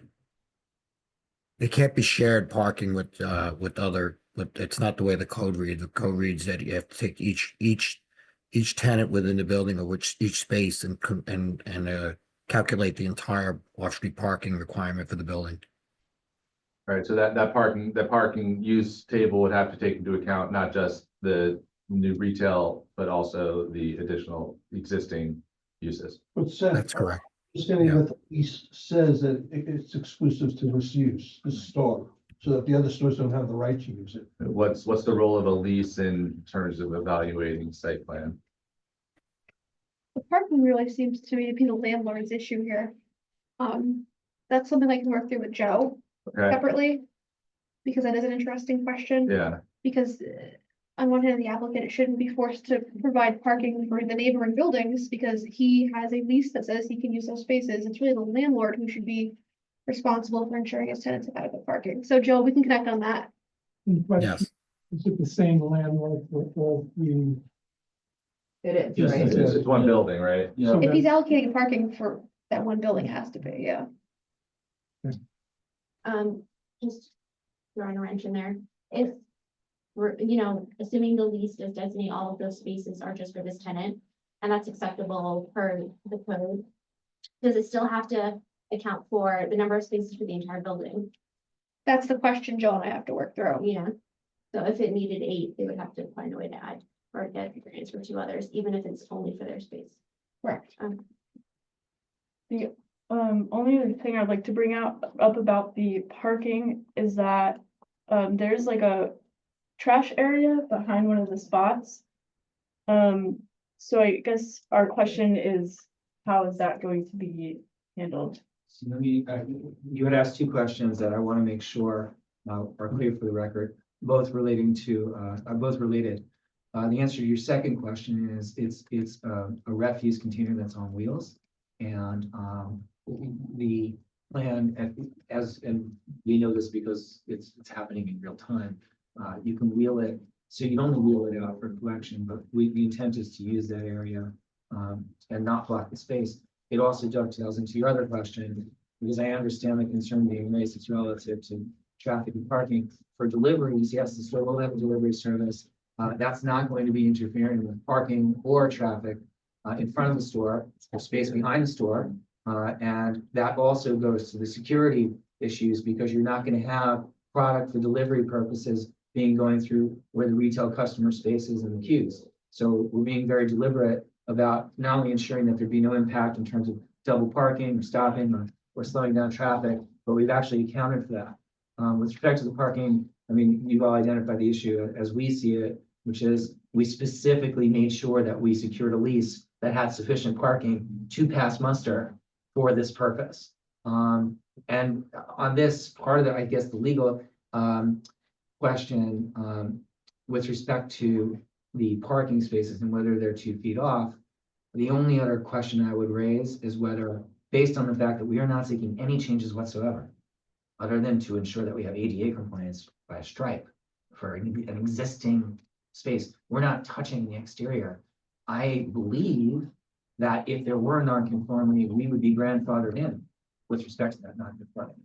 And so if that were, as I counted it up, the only outstanding issue that I believe has been raised here, then I'm not sure that there are any open issues that would stand in the way of this board voting for approval. If you agree about the grandfathering piece, but I can't think of any law that would impose that obligation on my client, given what I just said. I think it's the issue of calculating the parking requirement, which is the largest obstacle at this point. Yeah. And I'm not sure if that's something the board would be comfortable making a condition on. I would want to get, I certainly want clarity on that issue. Yeah, When we had the site plan up, it's just a question, just looking at that loading dock, 'cause I know there's a garage, right? There's like, is there a garage door in the back so that, you know, it's kind of an awkward space, so you wouldn't have vehicles like sticking out onto Water Street. How does that operate? Maybe just narratively describe it. There's like a little. Yeah. So the vehicles can fit through that garage door. There's on the site plan where the cage is, there's plenty of room to pull a full car vehicle. Most cannabis deliveries are a couple cardboard boxes at most. You're not pulling 18-wheelers into the space. So any delivery vehicle mandated by the state could fit into the garage and the door shut. Sorry, Ryan, would you mind introducing? Sorry, yourself? I'm Ryan Lejudici. I'm the applicant for the project. here. Thank you. And that's my fault. I should have introduced. I apologize. Not a random person. So you said any delivery vehicle mandated by the state, so does the cannabis law, have restrictions on delivery vehicles or? No, it has to be a locked trunk or it has to be a locked, like vessel inside of an open air trunk, but closed to, it could be any vehicle. It could be your personal vehicle, it just has to be a locked, container inside of the vehicle. Yeah, and under the cannabis law, you're not allowed to carry cash when it comes to deliveries, just product in a locked, secure area. Everything is done on a cashless basis, and there's an identification proof requirement at the door. And that's, it looks like there is actually, just going back to that photograph, there is a vehicle parked. Yeah. That's all right. So there's, I'm just trying to compare that to the sideline, and that's not on the sidewalk, but that's. Right, you can see by the scale, that we're putting our money where our mouth is when it comes to having absolutely no impact on anything on the street. Everything is going to be happening either immediately adjacent to the facility without touching the street, or to Ryan's point, when it comes to handling the product inside of it.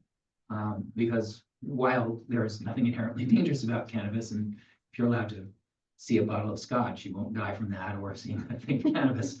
We nevertheless are willing to go above and beyond whatever concerns, so that people just don't know what's going on. And I guess just bringing it back to one point, I would suggest, again, I don't want to be pushy, but if the only issue is just confirming that we satisfy the calculations based on the 6 spaces, if we agree with the other things, then I believe it's within the discretion of the planning board to make approval conditional upon us demonstrating that calculation. And the only reason I would ask for that is because if we can get that, and we don't have to come back for another meeting after an open hearing, anybody, other comments, and the board votes, subject to that condition, then it will allow us to contact the OCM and allow my client, who has been carrying this property and taking on the hardship of that without being able to make any income. The sooner we get to the approval process here, that's 30 days of saved income that my client can start to regain, because he'll be able to open 30 days sooner, that much sooner, because within a week we can get you those calculations and make sure that you're all satisfied. So we have a young guy who's an entrepreneur that's trying to do some good here, on a project that the village has liked. So if there really are no other concerns, and I believe with everything we've got, we've addressed every single concern you've raised. If we can do it conditionally, I would humbly make that request as smoothly as I can. I mean, I understand that you're making that request. I think at this point, we've talked through the kind of the issues that have, kind of, we've had some concern with. I think I'd also like to, at this point, I think it would be a good time to open the application to public comment. So in that light, can we have a motion to open the public hearing? Michael Aronson, motion to open public. Right. Any objections? See none, we're now in a public hearing. Is there anybody here today that wants to speak to the application? Yes. Sure, so you may come up one at a time, just when you come up, I guess, if you haven't signed in already, there's a sign in page, and just announce. Yeah. Introduce yourself before you speak, and Excuse me, y'all, I'm 81 years old, so, I'm allowed. you are definitely allowed. My name is James Bennett. I live at 12 Water Street, adjacent to this garage that you guys are working on. I don't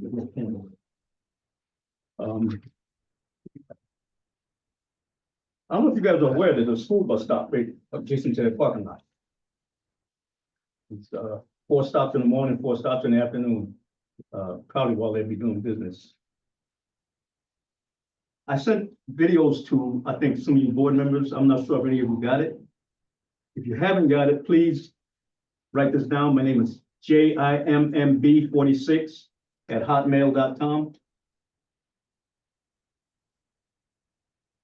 To whom do you recall, to what email I address? sent it to members on different boards, I guess. Gotcha, okay. I will forward it to anybody who's. Yeah, I think if you reach out directly to the planning department, to Jamie, then she can distribute that to the board members. Because there are some inherent problems that come with dispensaries.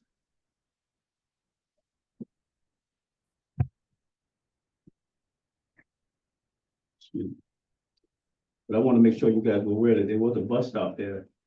That's, Was it bus stop or is it bus stop? there is a bus stop right adjacent to their, corner. I got that information. It's adjacent to the corner of that, the property where they're gonna be dispensing out of. There are some inherent problems that come with dispensaries. Break-ins, robberies, and I'll forward the email to you guys, whoever responds to the Jim B address. That's all I gotta say. I want to make sure you guys know that, okay? Thank you.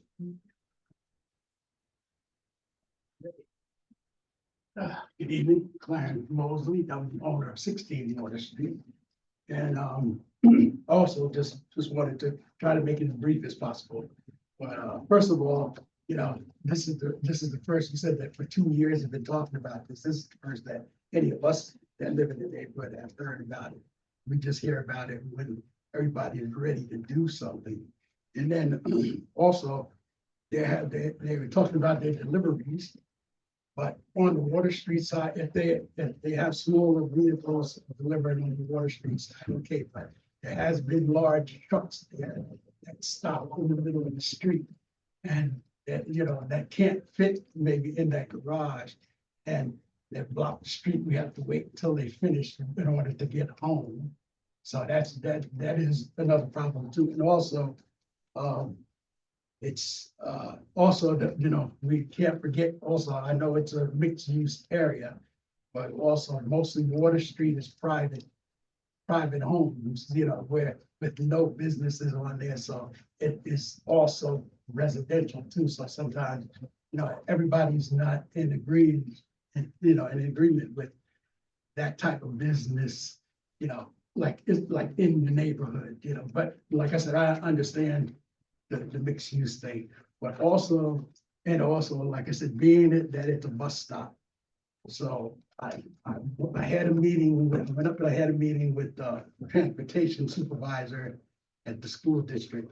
So I would just like to hear this. This is those are the buses that, okay. Those are the buses, those are the buses that Lower Main Street and Water Street is a bus stop. And those are the buses that stop there each day. And, you know, so I just, you know, we just want you to take, you know, all aspects into consideration, not just the business and inside, but what goes on outside too, because, you know, I was born and raised on Water Street, so back and forth here, but I've lived on Water Street at least 45 years out of the 68 years I've been in Austin. So I know what goes on around this. And just want you to take, you know, everything into consideration. That's it. Thank you. Thank you, Mr. Wesley. Right. I just do see a hand up on Zoom, so we can elevate. Right, Ms. Speller, I'm gonna bring you over as a panelist. When you come over, please unmute and turn your camera on if you're able.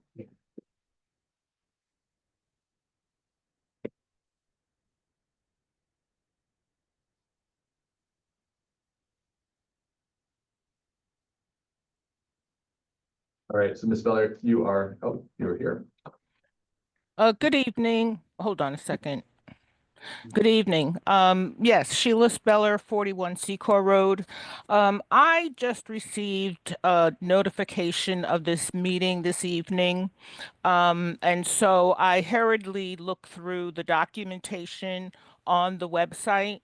And I noticed some of the paperwork that has previously been submitted. Very quickly, my comment or my concern is the hours of operation. I noticed on one of the documents that it said Monday through Friday, 8 a.m. to 10 p.m. and Saturday and Sunday, 10 a.m. to 10 p.m. I don't know at what stage this gets confirmed, but I just wanted to give a comment. I find those hours to be very late. Actually, since this is mixed use, it is there are residences here, and it is a very quiet community, although it is changing, yes, because of the DPW project. But I find it interesting because I don't believe that there are many businesses in the center of the village of Ossining that are open until 10 o'clock. So I think that if you would take in consideration a discussion about the hours of operation, that would be helpful. And the parking, with regard to parking, I hope that you request that the applicant submit a very detailed explanation or diagram, whatever you need to outline, because I don't see 6 spaces. Again, I'm in the neighborhood. I don't have a problem. I know the neighborhood is changing and businesses are trying to come down here to the waterfront. But I think the consideration of the residential neighbors who are here should be taken into consideration. And as the two gentlemen just spoke as well, I'd like to reiterate that there is a bus stop on the corner of Water Street and Main. I can't tell you the hours because usually I'm out in the morning on my morning walk, and I do see children from anywhere from the age of 5 to maybe 7, 8 waiting for their buses. So thank you. Those are my only comments for your consideration, and I thank you for this time. Thank you, Ms. Feller. Okay, bye-bye. Bye-bye. Alrighty. So I just want to reiterate a couple of just of ideas that came up during the public comment. And one maybe just a question, just for clarification in terms of village codes, hours of operation was brought up. How did, I know the village code, May I? yeah. It's a state mandate. State minimum that you have to allow dispensaries once you've allowed them in is 70 hours. We are absolutely glad to be flexible with you in terms of setting those hours, but no municipality can go lower than 70 hours on state law. That's what I was gonna say. Yeah, and I apologize. I That's see, I could tell you've done your homework probably as much as I have, so thank you. Would you like to address the state's proximity review as well in terms of the comment about the bus stop? Yeah, absolutely. It's like you're reading my notes. The state has been very conscientious about proximity with respect to dispensaries as they relate to children, as they relate to places that could attract children. They went through several different iterations of this in the regulations. They ultimately wound up with a standard that applies across the board statewide for all zoning. And that's you can't be within 500 feet of an educational institution up through college.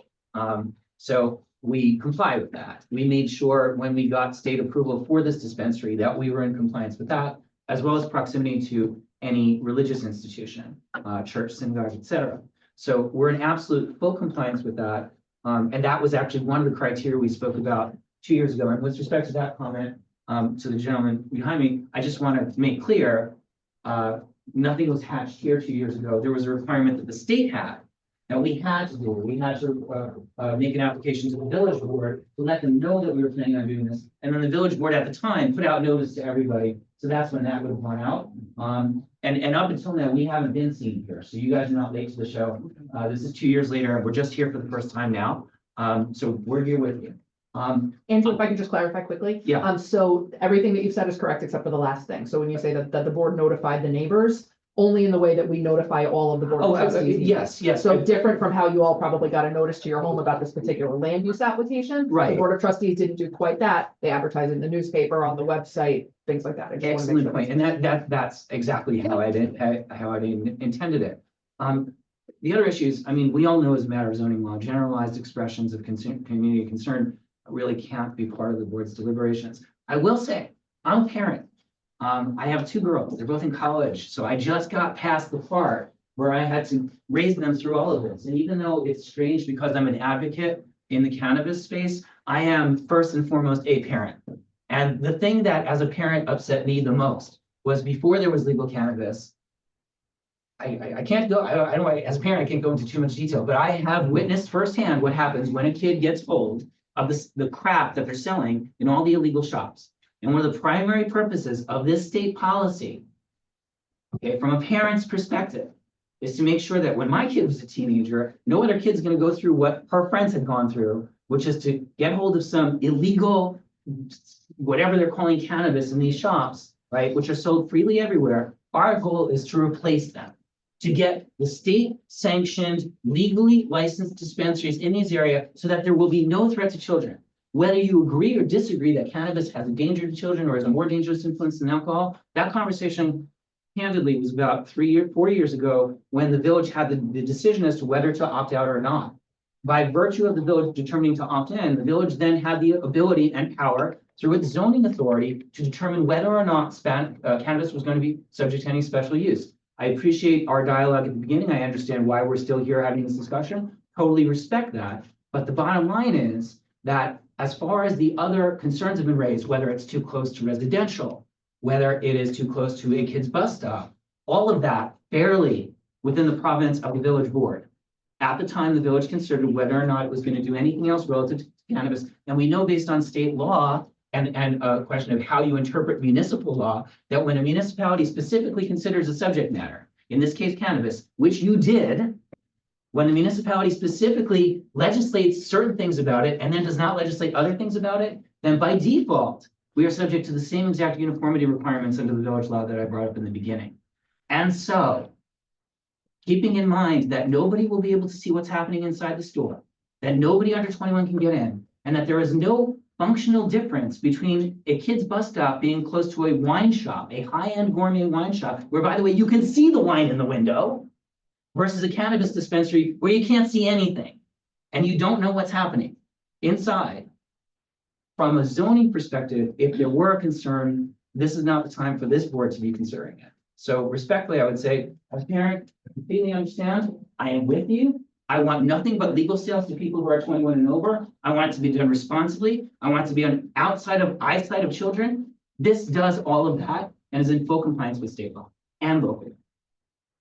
Thank you. I just want to summarize the total thoughts that I have right now, and then I do want to be able to kind of move forward with the next meeting. But first of all, maybe it's just a reminder to the board, we're reviewing a site plan tonight. We're not reviewing whether or not a cannabis shop is allowed. I think I know a lot of the comments are specific to cannabis, and that colors the site plan to a degree in terms of how the site functions. But we don't, as a board, have the jurisdiction to say yes or no to cannabis, right? That's not the position. That's not the question before us, right? So we're looking at a site plan.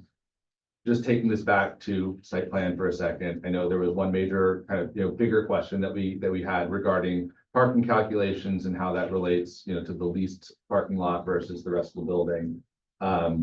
The question in terms of the hours of operation is one that came up during comment. And it sounds like there's a certainly a state mandate in terms of the hours of operation. It might be helpful to get a little bit more clarity on that in terms of what those hours are, and in terms of if there's any other. Yeah, I'll let you speak a second, but just in terms of if there's anything else in the village code that would provide a kind of a sister set of parameters that might also need to be applied here. And then one thing that came up in a couple different comments, and it's also one of my questions, and this is also site plan relevant, which is just talking about deliveries. And in terms of, and I know that's the Water Street end, that is kind of the residential facing end. The photo was really illustrative in terms of a smaller vehicle there. I don't know if there's a way for the site plan to kind of ensure that some sort of limitation on the size of vehicles that are going in there, maybe even maybe it's simply that can fit inside of the garage, or something that's like something that's concrete enough that it doesn't take a measuring tape to figure out when you're buying a vehicle, so that's something else that I thought might be helpful. And so with those thoughts in mind, you were about to stand up. I don't know if you had a comment or a response, but Simply just apply the information that you asked for, okay, yeah, that you have in front of you. We put a link into the guidance for adult use retail dispensaries that's contained in my letter.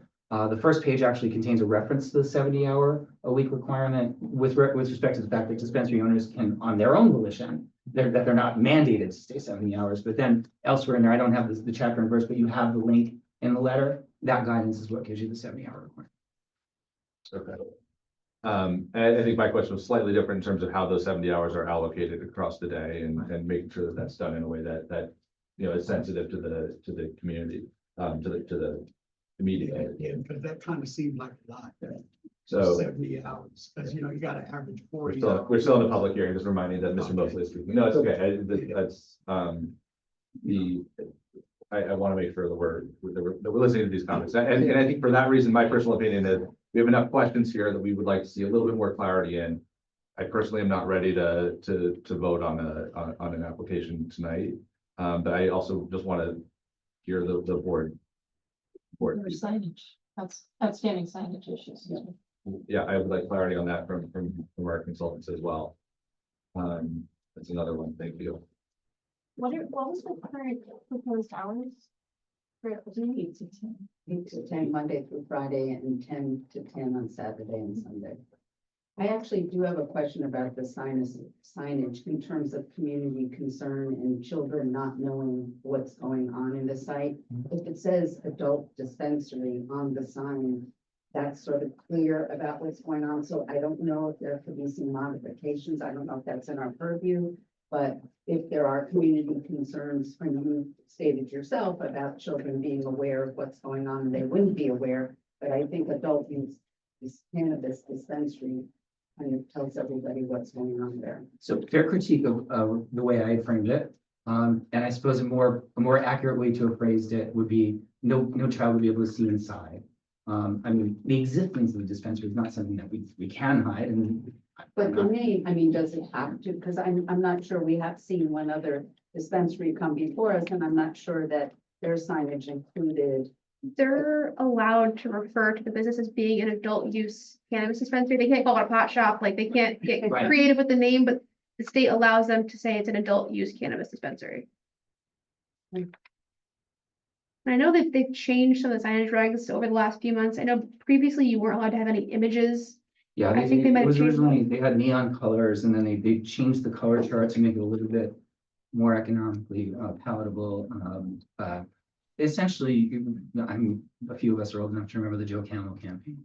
And none of us want to see anything like that happen. And in the non-legal market, there's way too much marketing using kids' imagery, 3D pebbles, things like that. It disgusts me as a parent, frankly, as a cannabis advocate, it disgusts me. What we said 2 years ago and to the village board, we mean today, and I'll remind everybody, because not everybody was there, obviously. We intend for this to be an upscale, like think high-end wine store. The fact that it is a dispensary, in that respect, I guess I spoke a little far ahead of my skis, so to speak. Yes, people will know that it's a dispensary. The knowledge that a dispensary exists in the community, A, is something the village board took up 2 years ago, or when it made its decisions. And B, I can't think of a single study that's ever said that a kid being too close physically to a building that says dispensary is going to have any adverse impacts. But again, that conversation was before a different board. I think to that end, if your next submission could just include like a rendering of the proposed signage and dimensions. Actually, that's what I wanted to ask is what additional information you need about the signage? We have a rendering. Is in there our something I doc- missed? The ADA signage. Yes. I mean, like the actual storefront signage with your name on it and how it's gonna be advertised to the It's- public It's there. Yeah. with dimensions and everything. Dimensions and it's essentially just white paints. It's white painted letters. We've just requested materials, but if you're There you go. just telling me that it's just paint, then that's fine. If you can scroll, Okay. if you zoom in on the Oh, right sign. here. The letters on the awnings are existing. But you can see in the photo on the left, it's already black painted millwork, and all we're proposing is white painted letters in that existing sign man. There's some weird white patch there that will paint black again, but I'm just curious what additional information the board needs on the sign. As well as, I just want to make sure we've covered the specific list of items the board needs from us to take its vote. I mentioned the list a moment ago, so I think getting clarity on the parking calculations, getting clarity on any limit, and written into the site plan, right? These would be included in the site plan in terms of delivery, the size of the delivery vehicles. I think, I guess the hours of operation are already in there. I think the question, I don't know that my prior question was answered before. And maybe the answer is that there is no answer, but is if there's any like limit from the village's end on hours of operation for retail. That it, and I feel like We it's can come up in check other with site that. plan reviews. Just to make sure that there's no separate regulation where those hours, which might have to be distributed somehow, differently. And I don't know if that's the case or not. I would like clarity on that just because it's come up a few times now.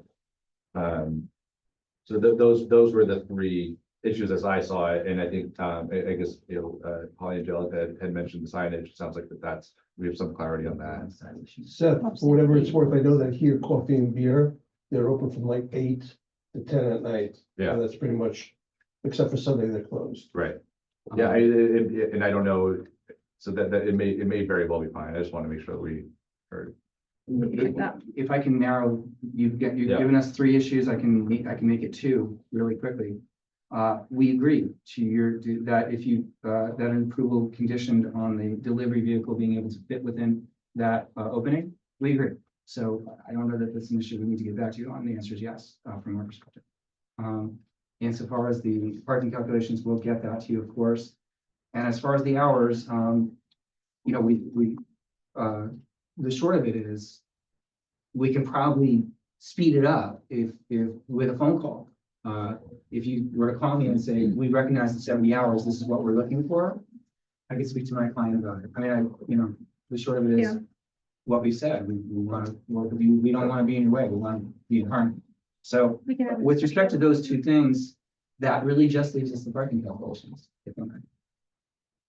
Yeah, I mean, I would, that's been the more difficult, right? Okay. And just something, I know we've discussed this in our pre-application meeting with the applicant, but something we've requested of the prior cannabis dispensary application we've had before us, as well as other hot new uses, is a grand opening plan. Basically, we anticipate for the first few weeks of business, there's gonna be a lot of people coming because it's new and exciting and all that jazz. Sure. So just an outline of how you kind of plan to address all the potential traffic issues with the first few weeks of being in business and so on and so forth. Okay, we're glad to do that for you. Thanks, sir. And on the hours piece, can we consider that just something that we'll talk about offline, and then we'll meet? The village, we can touch base and we can review our code and we'll see what our parameters are, and then we can certainly touch base with you. So we'll do our homework first. So hopefully that'll be a matter that at least Yeah. from staff has been resolved by the time we're here. And we'll get you the parking calculations in advance as well. Thank you. Not a problem. So with those 3, and the grand opening 4, actually, no, we took care of the size of the vehicle. So parking calculations, clarity on the hours will work out, and the grand opening plan, we do that, and you have what you need. Sounds I'm just confused about the vehicle size, the delivery vehicle size. We said we wanted to see something delineated on the site, about that or not? I mean, Really be a note on the site. a note on that. It's like a conditional, it has to be done on site. They can't. Correct. You can't pull a box truck up there if it's not gonna fit in there. Idling outside of the place. They have to be done. You want to speak to? Yeah, I'll just tell you, in my decade of working in the legal cannabis industry in 6 different states, I've never seen a cannabis delivery vehicle larger than a Sprinter van, which can fit through that garage door. So there will be no 18-wheelers pulling up with cannabis on the side of the road for deliveries there. I can assure you Never know that. the future. New York leads the demand, but not by that much. Hosting, they really love it. Yeah. All right, so do you have what you need? Other questions? We're still in the public hearing, which we'll adjourn in a moment, but anything else from staff that we should be bringing up? I think we've. Sorry, if parking calculations, I think this is relatively standard, can include the number of employees Oh, on site. we added that. That's in our letter also. Okay. You already have that. Yeah, thank you. And it's 4. Okay. I think we've answered everything else you asked in your meeting. Great. If there's anything we missed, I'll just ask that you include that when you call me. So we make sure we nip it in the bud. And our hope is that when we're in front of you next, we can very quickly check off this list, and that should close the items out. Can I have a motion to just first to adjourn the public hearing? Or how about I make the motion to adjourn the public hearing? Objections to that? There are none. The public hearing is adjourned. You guys have what you need. All right, so we'll see you next meeting. Can I have a motion to adjourn this application for tonight? Mike Lawrence, a motion to adjourn the application. And second, Probably you a second. any objections to that one? All right. Thank you. I appreciate your Thank patience. you. All right, thank you. Thank you. All right, guys, we're gonna move right along here. Stuart would be well suited. All right, so next up is BAR, sort of back to continuing business. So this is a BAR for 3 Marble Place. So approval for a front entrance porch. I think that this was previously adjourned. I don't think we've actually. Yeah. We can get some front control of the hallway. You got your JV on the case.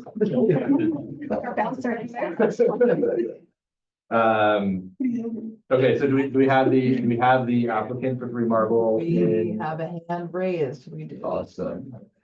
iPhone, I'm bringing you over. Please unmute and turn the camera on. Let me.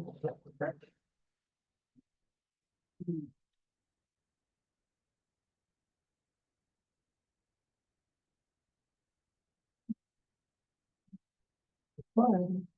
Interesting. That's it.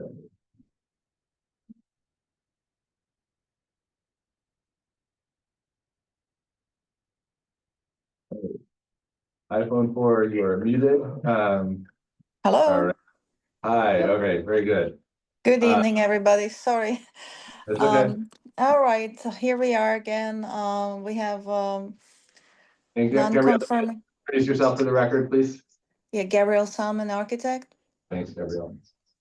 Okay. We have 3 Marble Place, non-conforming building with several additions on it over the years. And we are here tonight to seek your approval for the front porch and side rear roof structure over the patio. Um, with respect to the front porch, we only working on the floor of the porch. Basically, we are replacing the floor joist and decking because we are creating egress from the basement window onto the porch. So there's not much going on that it's visible from outside. The entire building is cladded in aluminum siding, and it the homeowner is gonna maintain that. I'm hoping he'll paint everything, and basically there's no physical change to the front porch as you see it now on the picture.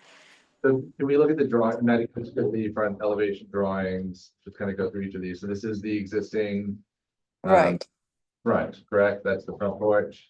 correct. And so that's, all right, stay there for a second. I just want to make sure that we're, so what you're stating is at this point, what, as it's currently drawn, it will remain the same. You're redoing the floor structure and the floor. Correct. No other changes. Existing roof, existing columns, everything is existing. Right. Okay. And then how about for can we talk about the rear patio roof? The rear patio roof, we went before the zoning and we were asked to shrink it 4 feet from the left to the right. And basically we have to reconstruct that roof. It's gonna be just the roof joists, regular roofing shingles, and 1 column, wooded column that will be painted. Okay, so in these 2 photos, these are both showing, are these both the front porch, these ones, or is one the front? The upper picture is a front porch, the lower picture is the rear porch. Okay, and so where the house wrap is still exposed, that's gonna be the same aluminum siding to match. Correct, There. And everything else is effectively as it's. as it is. Legalizing what's there. Well, basically, there were some projects that were ongoing and the homeowner went a little further than he was allowed. And then the stop work order was put on him until we got through these approvals. And when you say the zoning board asked for this area to be shrunk, what drawing, and can we look at the drawing that reflects the the change that the zoning board requested? Yeah, Prior? just to give the board a little context, the board felt that the roof structure was getting way too close to the property line. I think it was originally like, 0.7 feet. So the board asked the applicant to consider pulling it back. So- Yeah, it's a 4 feet now from the property line. So that was the original proposal to the zoning board for the roof structure. There is a site, there is a site plan which shows the adjustment. So as the structure was built, that's why they received the stop work order, because they already had built it. And they went almost all the way up to the property line. Then the zoning board decided that they wanted it to be reduced. So they leave a 4-foot setback. So they're going to have to modify what's there. So I think the picture you're seeing of Yeah, this is the what's there picture. now. But we'll work off the drawing, right? I just want to see, a clear drawing of what it is that we're being asked to approve. I feel like I'm still. Yeah. Well, there are 4 elevations. If you could go back to that plan. Elevations. Okay. Right, so we approving the front porch. And the area in circle. And we approving of the side porch, and you could see it fit in the back and side elevation. Got it. So all right, so looking at obviously the south elevation is the front of the house. Thanks, Patty. Sorry. Just trying to wake it, keep it all, keep our bloodline. That was the point, yes. But so the south elevation, got it, that's the porch, you're not doing any, from what you described, it's the floor. And I guess you can see that in 3 different images, right? You can see that in the south, you can see that in the west, you see the little side of it on the right side of the drawing, you can see it on the left side of what I'm assuming is the east elevation. And then the north elevation is now what is a smaller version of what we saw in the photograph, which I guess at one point had extended all the way to the right To the side edge of the drawing. building, yes. Yeah, and so that's been truncated. That's just a little, and just material in the photograph, it looked like almost like a corrugated, No, that's coming out. okay. And so what We're is gonna have a regular roofing shingles, to match the existing house? correct. And the column is a wood column A wooden painted white, and there is a little triangle side, that will be, aluminum siding, to match the rest of the house. correct, And that's what we're seeing on the west elevation. correct. Got it. Board member questions? I think we have it described. So it's been granted the variance that it needed? Yes, All good, okay. Do we have a motion to open the public hearing? Bill Murray, motion to open a public hearing. Jonathan, can you hand a second? Right, any objections? We're now in a public hearing. Maybe you want to- You just said something objective. And there's similarly no attendees in the Zoom. Could I have a motion to close the public hearing? Michael Aronson, motion to close the public hearing. Right, thank you. And I guess so we did, I think just for the record, I think there were a couple of conditions that we listed. The wood column in the back porch would be painted white. The siding on the roof, on the vertical portion of the roof of the back addition would be vinyl clad. All of the roofing on both additions will match the existing house. Okay. Did I miss anything, guys? We're good. We have a motion for to approve the application with those conditions. And Jonathan, can you hand this motion to approve the application with the stated conditions? Michael Aronson, second. And roll call. Michael Aronson. Aye. Eric Talbot. Aye. Holly Thurston. Aye. Angelica Kinganis. Aye. Carla Elliott. Bill Maria.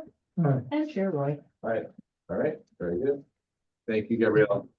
Gabrielle, you. before you go, Gabrielle, just make sure that, with the zoning board change, with the size and everything, you're gonna have to give me all the revised plans for that, because I believe what you submitted is the same plans that the board here was seeing with the structure as it is today.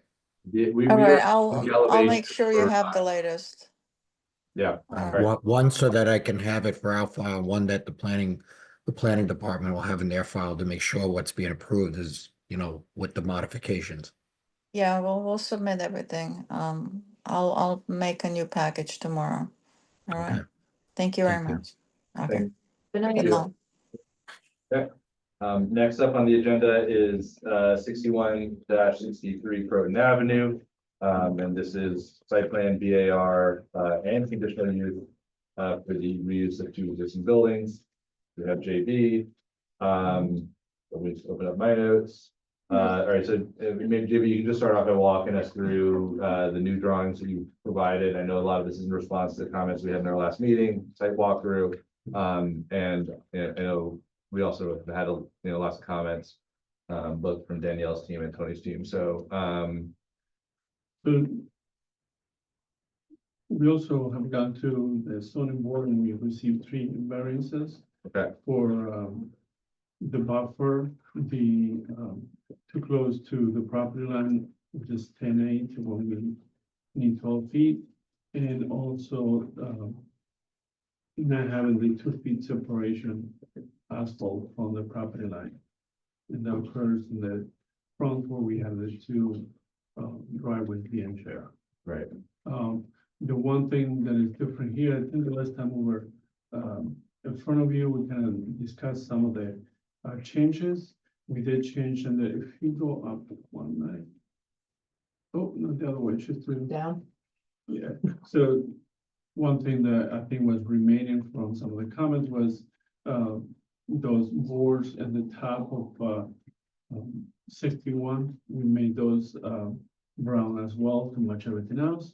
And even though we may have to remove 4 inches of one of the buildings, we're making the separation of the entrance 3 feet wide. So you're saying it's 32 inches right now?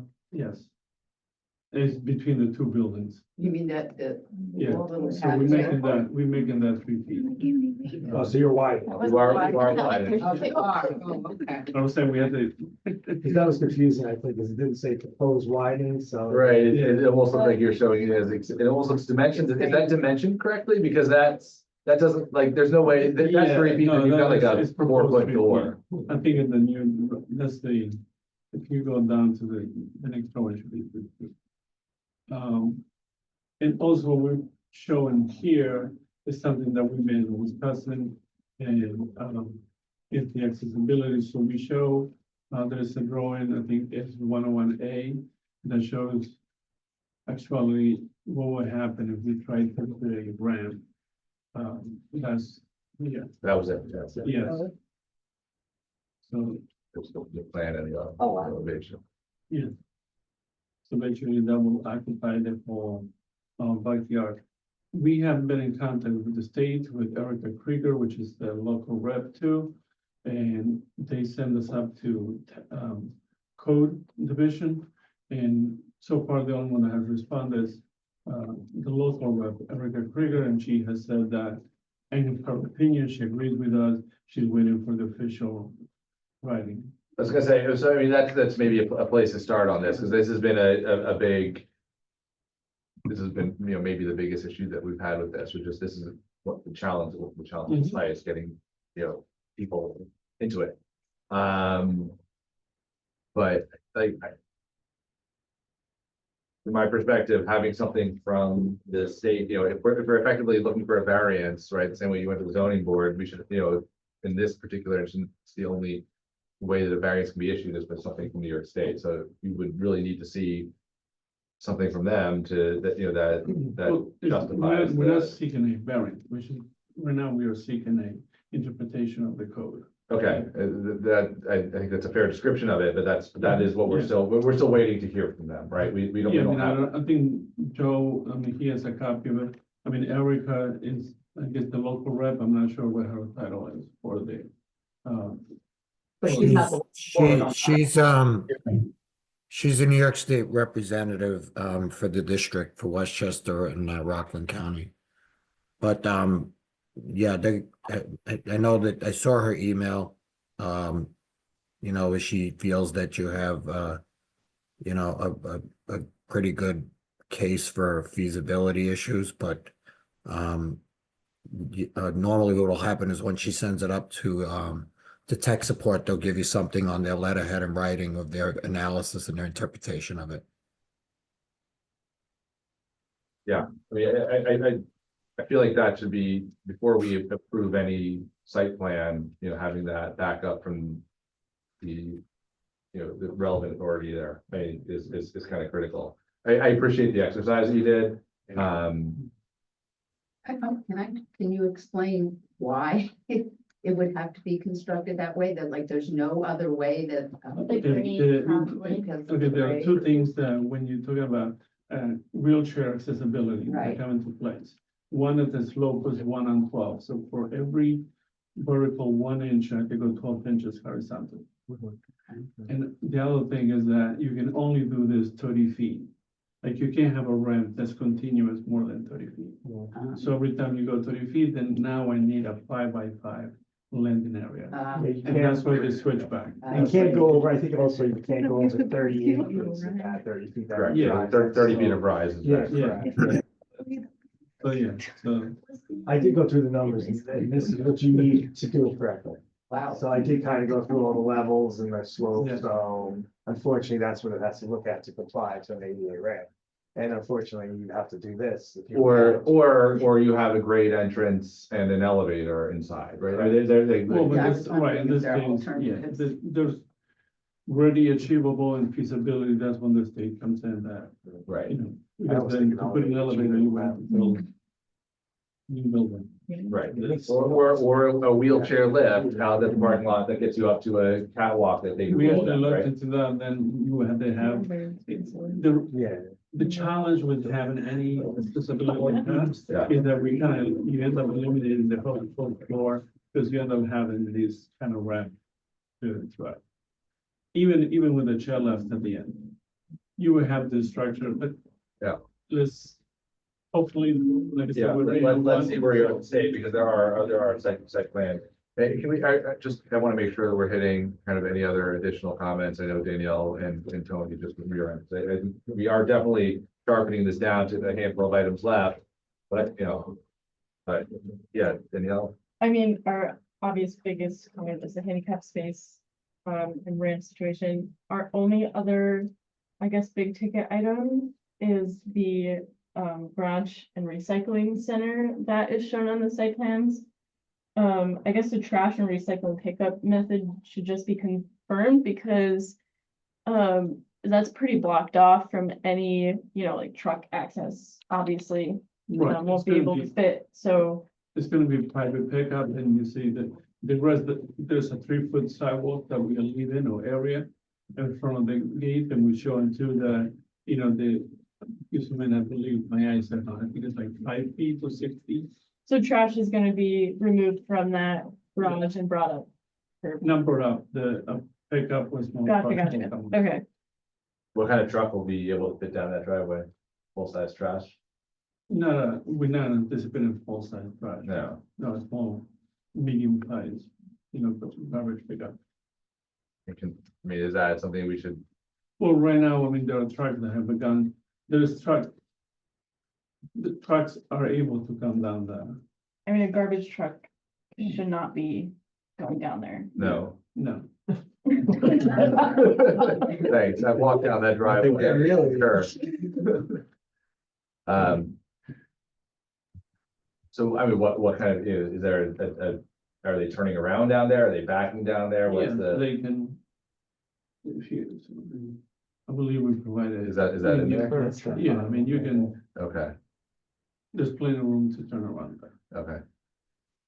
So it's a private carter, but you're saying they would be using a small dump. Yeah.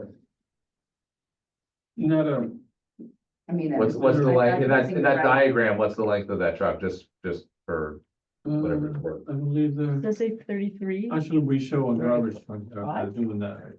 That's a That- big- That's the computer, yeah, I mean, that's. Oof. 35. I think. You might be right. Yeah. It's a very skilled driver. Yes. He's one of the best. Does that assume, does that assume no one's parking there? Or that the parking for the residents would be limited to the 3 spots that are not? Because there seems to be some, I mean, I understand the straight lines are kind of the direction of the truck, but there's that dashed line. I'm wondering if that's assuming that. That's right, like- Oh, no, the Oh, that's dash the line is the contour. contour. Oh, okay, that's not a path that he would need No, no, to no. get in and out. No. Okay. Maybe I have a question. These two lots are two separate. These two lots are two separate SPLs. Are these lots gonna be merged as part of the site plan approval? Yes. I mean, I'm assuming that we're going to. Well, the question I have is because we've come across this before where after site plan approval was not a discussion whether or not they were gonna be merged. And, you know, to be able to issue the permits and so forth for this and all the parking in the back seems to be, I'm assuming the property line goes through the parking in the back. And the driveway is essentially the access is on one of the two properties. So there'd either have to be an agreement between the two properties to provide access to the parking of the other lot or merge them. And we had this issue before on the 5052 North Highland, so I'm trying to see if we're addressing this at this point. I will discuss either an agreement between the two lots. So we can provide The two lots meaning, so this site plan is two lots?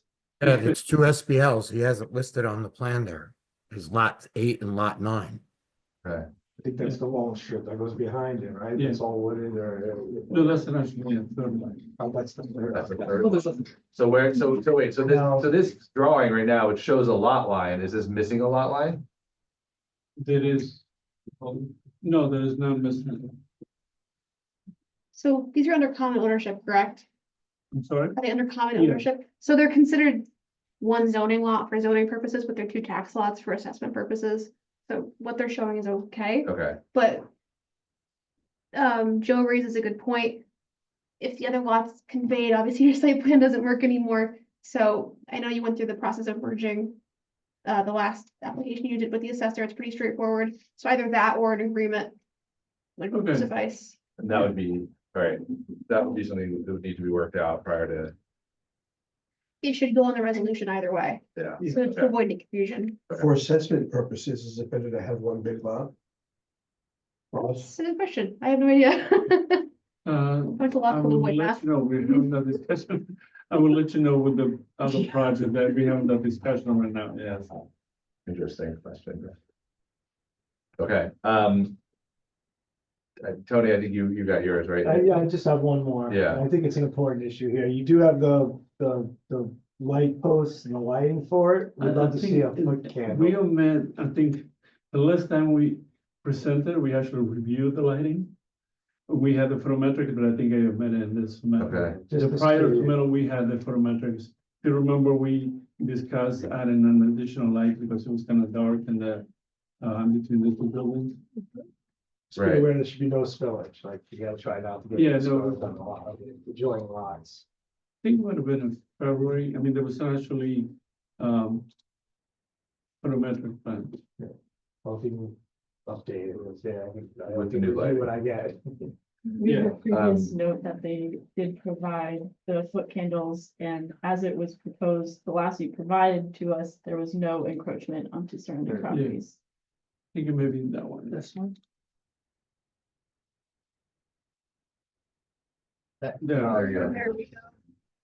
I think there was some at the driveway, wasn't there? Maybe I'm wrong. Yes. On the other lot. No, the issue was in between the two buildings. Right, it was too dark. It was between too the two dark, and we buildings. we actually show a light that we added, but. We recommended additional lighting on the proposed sidewalk, especially if there is none on the exterior of the rear Yeah. building. The sidewalk, the sidewalk on the, In between the the rear. of the- parking lot and the back door. that- Yeah, Where that giant ramp, yes. Okay. And then just on your front elevation, can you update the door size? Because it looks, you know, If you go, I'm sorry, if you. the look rear at the elevation, it drawing- looks like you did. I don't think you did on the front. Okay, so Okay. And you obviously looked at it structurally, because that's, and then are you rebuilding that arch?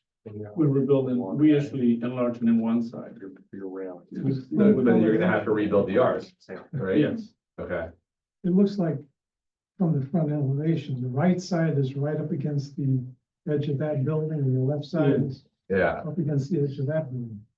Although it feels like there could be a You look little at the space on the elevation, left. just wanna. Yep. I think.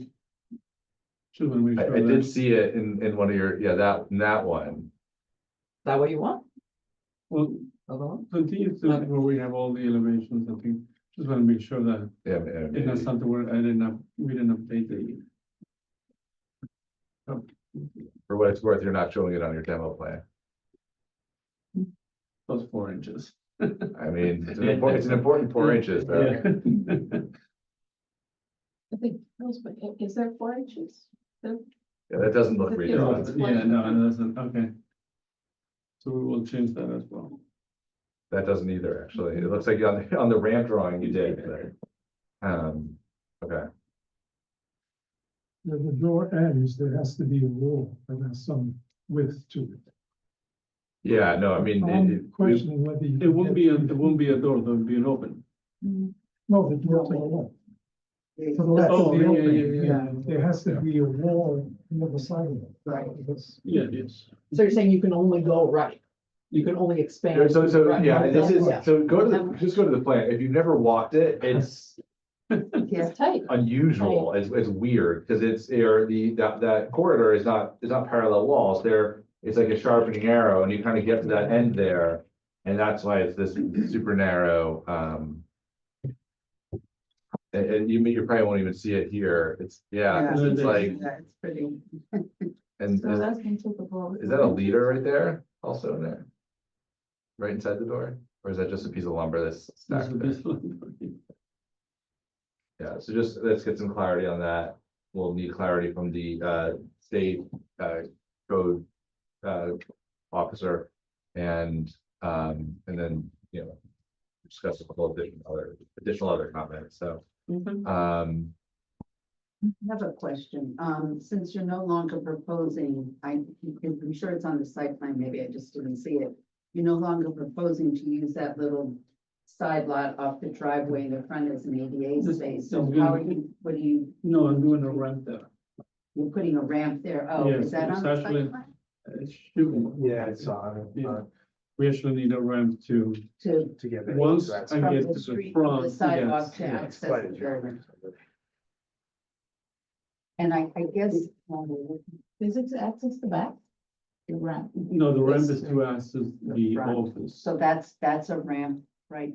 That Yeah. gray, The gray. not, Where, I see, yeah. oh, I see. Okay. And landscaping sort of in front of it, or those are the Yeah, so existing privet say- hedge, say- you're not putting? And then we have to take some You have out. to in take order some of to- it out, okay. That's reflected on the revised elevation, sorry, because I might have. I don't think we see it on the written elevation. No, it's not there, so we'll Okay. update it as well. And materially, I mean, is that gonna match the brick? It's not there. No.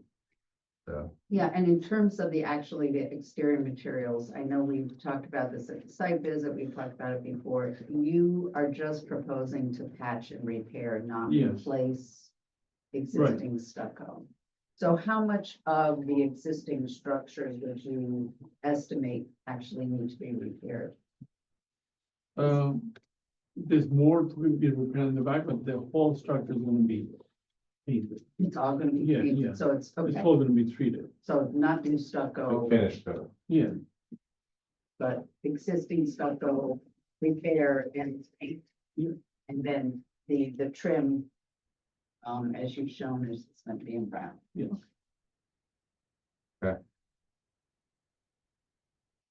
All right, I think that we have it, so, procedure, we have a motion to open the public hearing. Nobody here. Sure. Clarence, a motion to open a public hearing. John Buchanan, second. The objections were in a public hearing. I'm just going to make a note that there are no attendees. There is nobody in the room. Can I have a motion to adjourn the public hearings? I'll make the motion to adjourn the public hearing or itself it. Holly Thurston, second the motion. Any objections to that? There are none. The public hearing is adjourned. You have your feedback that you need. We have a motion to adjourn this application for tonight. Maria, you have to ensure in the application. Right, any objections to that? There are none. Second. Oh, sorry. Got ahead of myself. Angelica seconded it. Any objections? No, good. Motion carries. Application is adjourned. All right, thank you. Are you, The new for AMA or? well, We need so, somebody. We got yeah. nobody. I don't see anybody. That's why, so I'm looking at you here. All right, so next up, we have 80 Main. I'll actually start with staff, and No, if ma'am. we have any questions, Jamie, No. you can answer them. I know that, so just as a reminder for the board, so this has been a VAR and site plan approval, for a, because it was originally worded as a walkway, and changes to the existing parking area. And it doesn't refer to there's, and just kind of hill stabilization was part of the application. This has been back and forth. I think at one point there was some testing that was done in the area that was required to further the engineering. That have been done. Revised site plan and engineering drawings were provided to the village. They were reviewed by a kind of third-party structural consultant at this board's request. That review was completed. And I guess maybe we put the drawings up. Tony, I guess you're probably the best person just to speak to how they've resolved the problems and where we stand with it. Which document? Would you like to- Yes, just open the retaining wall shoring plan.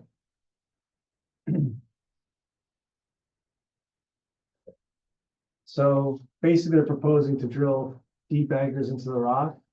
It's a mesh, and it's gonna be shotcrete, which is, I don't know if you've ever been on the walkway down in the kill, where you're spraying concrete on, which will stabilize that. We had some concerns about the sidewalls, which now they're gonna pin, they're gonna do some work there. But within doing that, it creates, as you can see on this plan, it creates an issue where the wall's on 60 Main and the anchors are drilling into the rock and ending up on 80 Main. So we're thinking some type of document that restricts anything being done in that area that could compromise those anchors. Okay, and that, so, but it's kind of the intervention is on the applicant is 80 Main, right? Correct. So it's really I guess the side at which they're drilling into is on the. You not need the to other way drill through around. 60 to If get they to drill 80. through 60 to get to 80. But you have to protect that area, even on 80, say, they get sold down the way. Right, So that doesn't get compromised, so they don't start going, oh, let me put something on there, and they're compromising those rock anchors. right.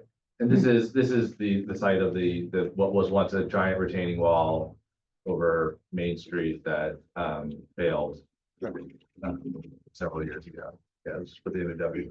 Yeah, because I don't know if everybody on the board everybody in this room was on the board when we previously reviewed this. Is just as a review. It's going too This fast. is one way of getting there. He's getting motion sickness. I feel like I'm going home. No, That wall is You still there. go. So there you go. There you go. So that was the full collapse, yeah. Yeah. Since then, it's been, so they can analyze it, the soil's been removed, so it exposed the rock, so they can do the testing and analyze the rock. And when you talk about the sidewalls, it's the left and the right. Yeah, we had a big Right. concern with that, and we kept going back and forth, saying, you have to address this, because, okay, it's not on your property, but we're still worried about those walls. Because that wall was a piece of the walls that collapsed. So we Right. wanted to make sure those were stabilized, because they kept saying, well, we're gonna keep those walls, we're gonna keep those walls, we wanted to make sure, so. That went back and forth with the structural review as well. So is that a similar treatment as well as the main hill will be? No, I getting? think if I'm correct, they're keeping those walls. I think they're just further. They're pinning those existing walls back. Yeah, and they had the documentation from the past of when it was built to show that the rebar was in the rock to actually grab those two sides. So Okay. they had that as well. And again, this has all been reviewed by, structural engineer, third party consultant, that's been going back and forth, make sure they address all the calculations. right, and I know their letter was in the agenda, and it was one saying that they were They- in favor, or that they accepted the repairs as being Yes. sufficient. Yeah. Okay, so, and then I guess just to walk this back again, because there was a lot going on here, there were also, so there was the hill stabilization, which I think is really what made, kind of created some difficulties. But on top of that, I believe that there was a walkway, we would go to the site plan, which at one point I think was different, but ultimately wound up being a grade level walkway at the top of the wall, right, a concrete walkway. So, Originally, it was proposed I think it was to have that flat bed, it was gonna be a decking, correct? Right. Is this it? Deck. This is it, right? I'm not sure if that's the latest. That looks old. Yeah.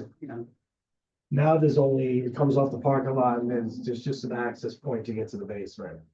And the rest of it'll be cordoned off from anybody getting. Right. it's not Right. supposed to be- but there is a protected walkway, right? I don't think it's a walkway anymore. I think it's just gonna be fenced and no one's gonna be able to get back there. Pretty short. Yeah, there's just a short section that'll be fenced in and protected so people can get to the basement, but the rest of it's not gonna be able to be. All right, so this maybe the site plan. Yeah, that walkway is just gonna come from like where the parking lot area is to the door to the basement only. That looked like an old plan that was up. Yeah. That was that. That was an old plan when they were planning on doing access across the whole back. That's the sidewalls. I do want to make sure we touch also that there was a parking lot modification also from way back. I just want to make sure we're looking at all of it. This does not look like that. Maybe there's an older site plan set. So Was there not, was there? the rear elevation and railing detail from, Railing detail and all was the previous proposal. I don't, unless I someone think else the- is seeing the something last I'm time not. we Review with the board, can be December of 23, somewhere, review the re-elevation. This is when we're painting, we're gonna camouflage in the. Right. We went through all of those different VAR components, but I don't know if that's still applicable. Submission 11/30/23. Yeah, try that 11:30.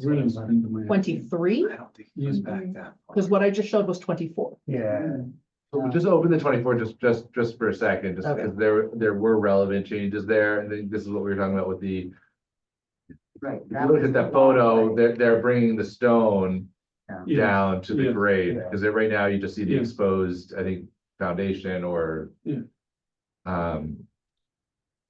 I think the difference from that rendering is there's no longer a walkway. There's no Right. longer a No one's walkway. gonna have access to that. But it'd be good just to see that site plan that shows how it's currently. And it's not tighter for those, I thought. I Yeah. definitely saw it. It's in one of these. Go back up, to the first drawing on this. Right there. Yeah, No, Maybe not. that's existing. yeah. Looks like existing conditions. I don't think it was a JZN plan either. I think it was a SESI plan. I think. You open 12/2. 12 to what year? GAW. This? I don't know. I mean, it's a package. Yeah, it's a package, maybe you're right. There it is. You call Holly. So that's the netting, that's the pitting, right? Going down.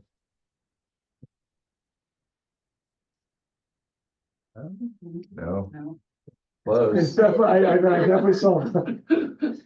Maybe we haven't seen it, I don't think it's. but we know it. Yeah. I know it's. I know it when I see it. We do need a site plan to approve. What about, those two, This? look That one at that maybe? 25 one. Maybe.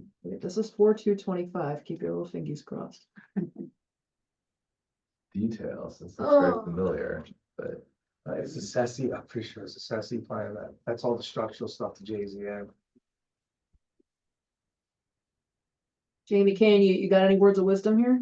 Uh, I'm wondering if it does go back far. I think, because we were I just- think I think the site plan, Structural stuff. Yeah, I because don't we think got to, I think it was like December, we're gonna get ARB approval, and then we decided to do all at once. That 11, yeah, Oh, Oh, maybe. those there are you the go. plans, he says, on the land, sorry, land. Yeah, land. So let's zoom in though. So Yeah. these are, No, that's the old That's plan. the, when we were using the soil. if it was planted with flowers instead of shotcrete. Yeah, that was just gonna. Do you happen to have in your notes the last time that you appeared? I believe it, it had to be over a year ago. It was, that's what I was thinking, December of 23. Because we got to a point of the site plan, and then it went to structural, and it was the back Yeah. and forth structure, and that's what all the JZN plans are, the structural engineered plans, and geotech.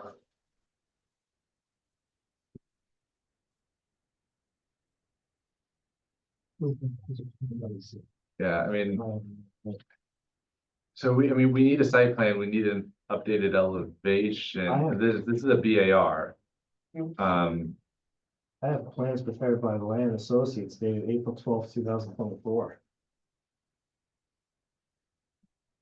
Is there something that's just, Unless we miss it. There's that, what's the 80 Main Street railing detail? well, we're not doing a railing anymore That's either. right. Well, there is a small railing. Yeah, just Yeah. to protect the Okay, slope. that's not it. I don't think we've seen an updated plan with the retaining wall detail. Well, it's not it's kind of the same as not the grass, now it's gonna be. It's not gonna run April, huh? No, I know, we've had a couple different iterations of it. Having a conversation about it, but we never saw it again. Yeah. Because I remember there was a bunch of people here Yeah. Yeah, at the. There was the attorney. At the meeting. Yeah, I reviewed April 12th, 2024 land plans, which had all that stuff on it. That's why, because I noted the date the plans were. what are those, these site What are plans those at the top? dated, yeah. What's the date of these? This was 2023 again. Right, so then that's not gonna show, is that existing? 11/9/23. So it shows the parking, if you go down, I think, shows the changes in the parking lot, yeah. Right, and that's still showing a walkway going across the entire west side Yeah, of the those are all lot. plans.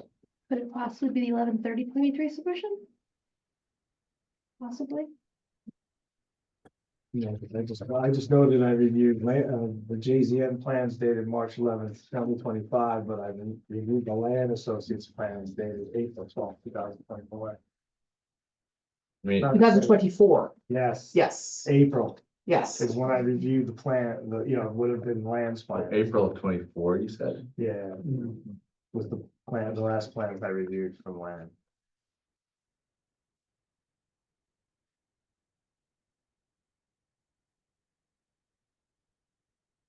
I think it goes past 23. Oh, no, okay, Oh, sorry. that's an old.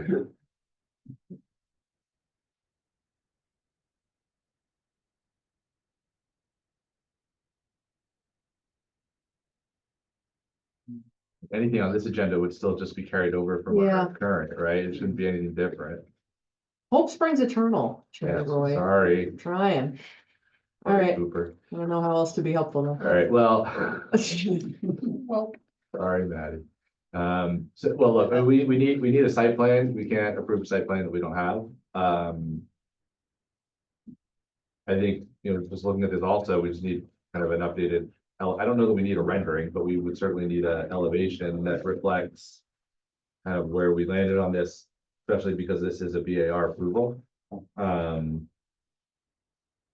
So, and I mean, I think we've had our discussion. I think we've reviewed it. I don't think there's really any deliberation that this board needs.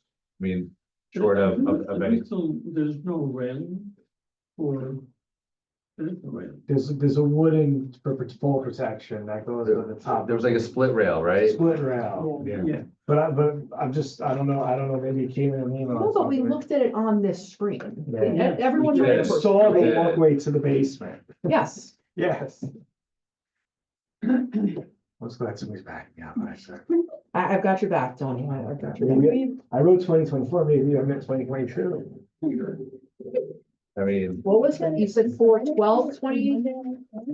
4/12? Can you see back that far in your email?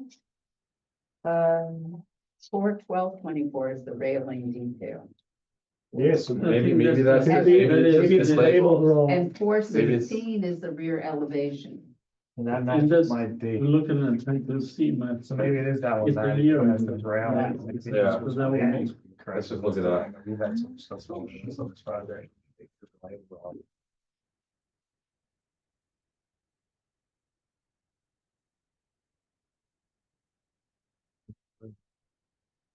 Railing, That's what's that railing down in the right hand corner That's there? the gate. that is the railing detail, that's the, That's for the access to the basement. right. It's a It's chain like, link. that's not even chain, that was a palisade rail, that was almost even looks like prior to. That looks like the original palisade rail. I have the 4/16, Manny. I think that's the one we, that's Yeah, this. and there's no other drawings in that set, that's just the one.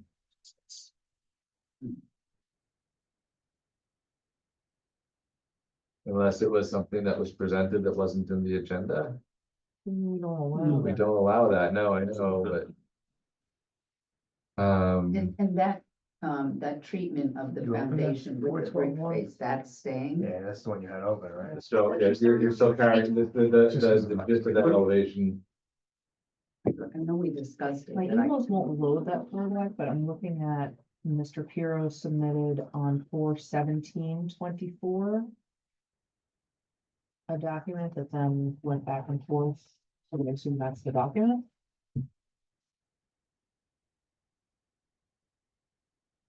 Where's the rest of your team, man? You should submit everything current and. Yeah. All little bits and pieces. Yeah, stuff we I need. mean, the fact that we're spending all this time here, I mean, it's just like, look, I mean, I think we have what we need to resolve this. In concept, but not on paper, and so Something in front of we you. need it, and so I'm gonna call it. We need to get that material. Submit the, current elevations, current site plan, obviously. So that we can have just one more, just put our eyeballs on it. Know that our consultants have reviewed it and that the engineers have blessed it, and then we can, I think, move forward. To just Gene, well, to Gene, so it gets distributed throughout the. Yeah. Yeah, no, exactly, like whatever, one attachment with Yeah. everything, just Yeah. on the Yes. agenda that we can just kind of. Efficiently work through. Okay, so. Procedure, again, public hearing, to have a motion to open a public hearing on the application. Motion to open the public hearing of the meetings. Eric Talbot, second. Sorry, any objections? There are none, we're now in a public hearing, there's nobody here, there's nobody there. Can I have a motion to adjourn the public hearing. Eric Talbot, make motion to adjourn the public hearing. There's no second motion. Any objections? There are none, so the public hearing is adjourned. So we'll get everything back for, in one place so we can look at it. And talk about, yes, Just, I'm sorry, just Yeah. clarification. When you said a full package, we don't want all these, already submit all the calculations, which is. no, set of just like, plans, the set of plans that we can the approve. thing, the documents that we are here to approve, not the ones that were there to support the application for our consultant. Yes. Um, Set of plans. site plan, right, the plans and relevant elevations. So Yeah. there's only one really relevant elevation for this application. Yes. Okay. And make sure they match JZN's structural design now, so everything. Yes. Okay? Okay. Perfect. Motion to adjourn that, this application. I think that this gives everybody on the board just another month just to look over the short form. Yeah, if anything in your review doesn't make sense to you, I think we can have a discussion about that next month. And then, any other questions? We have a motion to adjourn the application. Michael Aronson, motion to adjourn the application. The second motion. All right, any objections to that? Or none? Thank you, JB. This is adjourned. Holding it down. Good for you, man. Did you expect that? I don't know. You did great. It was a pinch hit there. All right, anything on the agenda that we really need to, like, one, you know, 171 Croton, I know is on and off right now, 229 Spring. I don't know if there's, I guess that was with, Do you want me to share the update from zoning board since JP's also here? yeah, sure. So just really, really quickly, Yeah, that's- sorry, guys, I know. I thought you were done. Sorry, JP. So real quick, 229 Springs with the zoning board earlier this month, just for preliminary feedback on the site plan subdivision proposal. The long and short of it is, I know this board had originally proposed having one lot be conforming as to lot area and one non-conforming. The zoning board felt it would be more consistent with the character of the neighborhood to make both lots non-conforming at like 6,900 square feet. So it's consistent with the whole neighborhood, because most of the neighborhood is full of non-conforming lots. They felt that having two lots about the same size, about the average size, would be more appropriate. So is reevaluating the plans to do that. Also, the lot one parking area, the board felt was a little too big. They thought it was too impervious, so looking at that to reduce the impervious. Okay, so we're just gonna see a revised plan that reflects the zoning board, and then Yes. we can kind of work our way You'll through that. assume first we go on to the zoning board.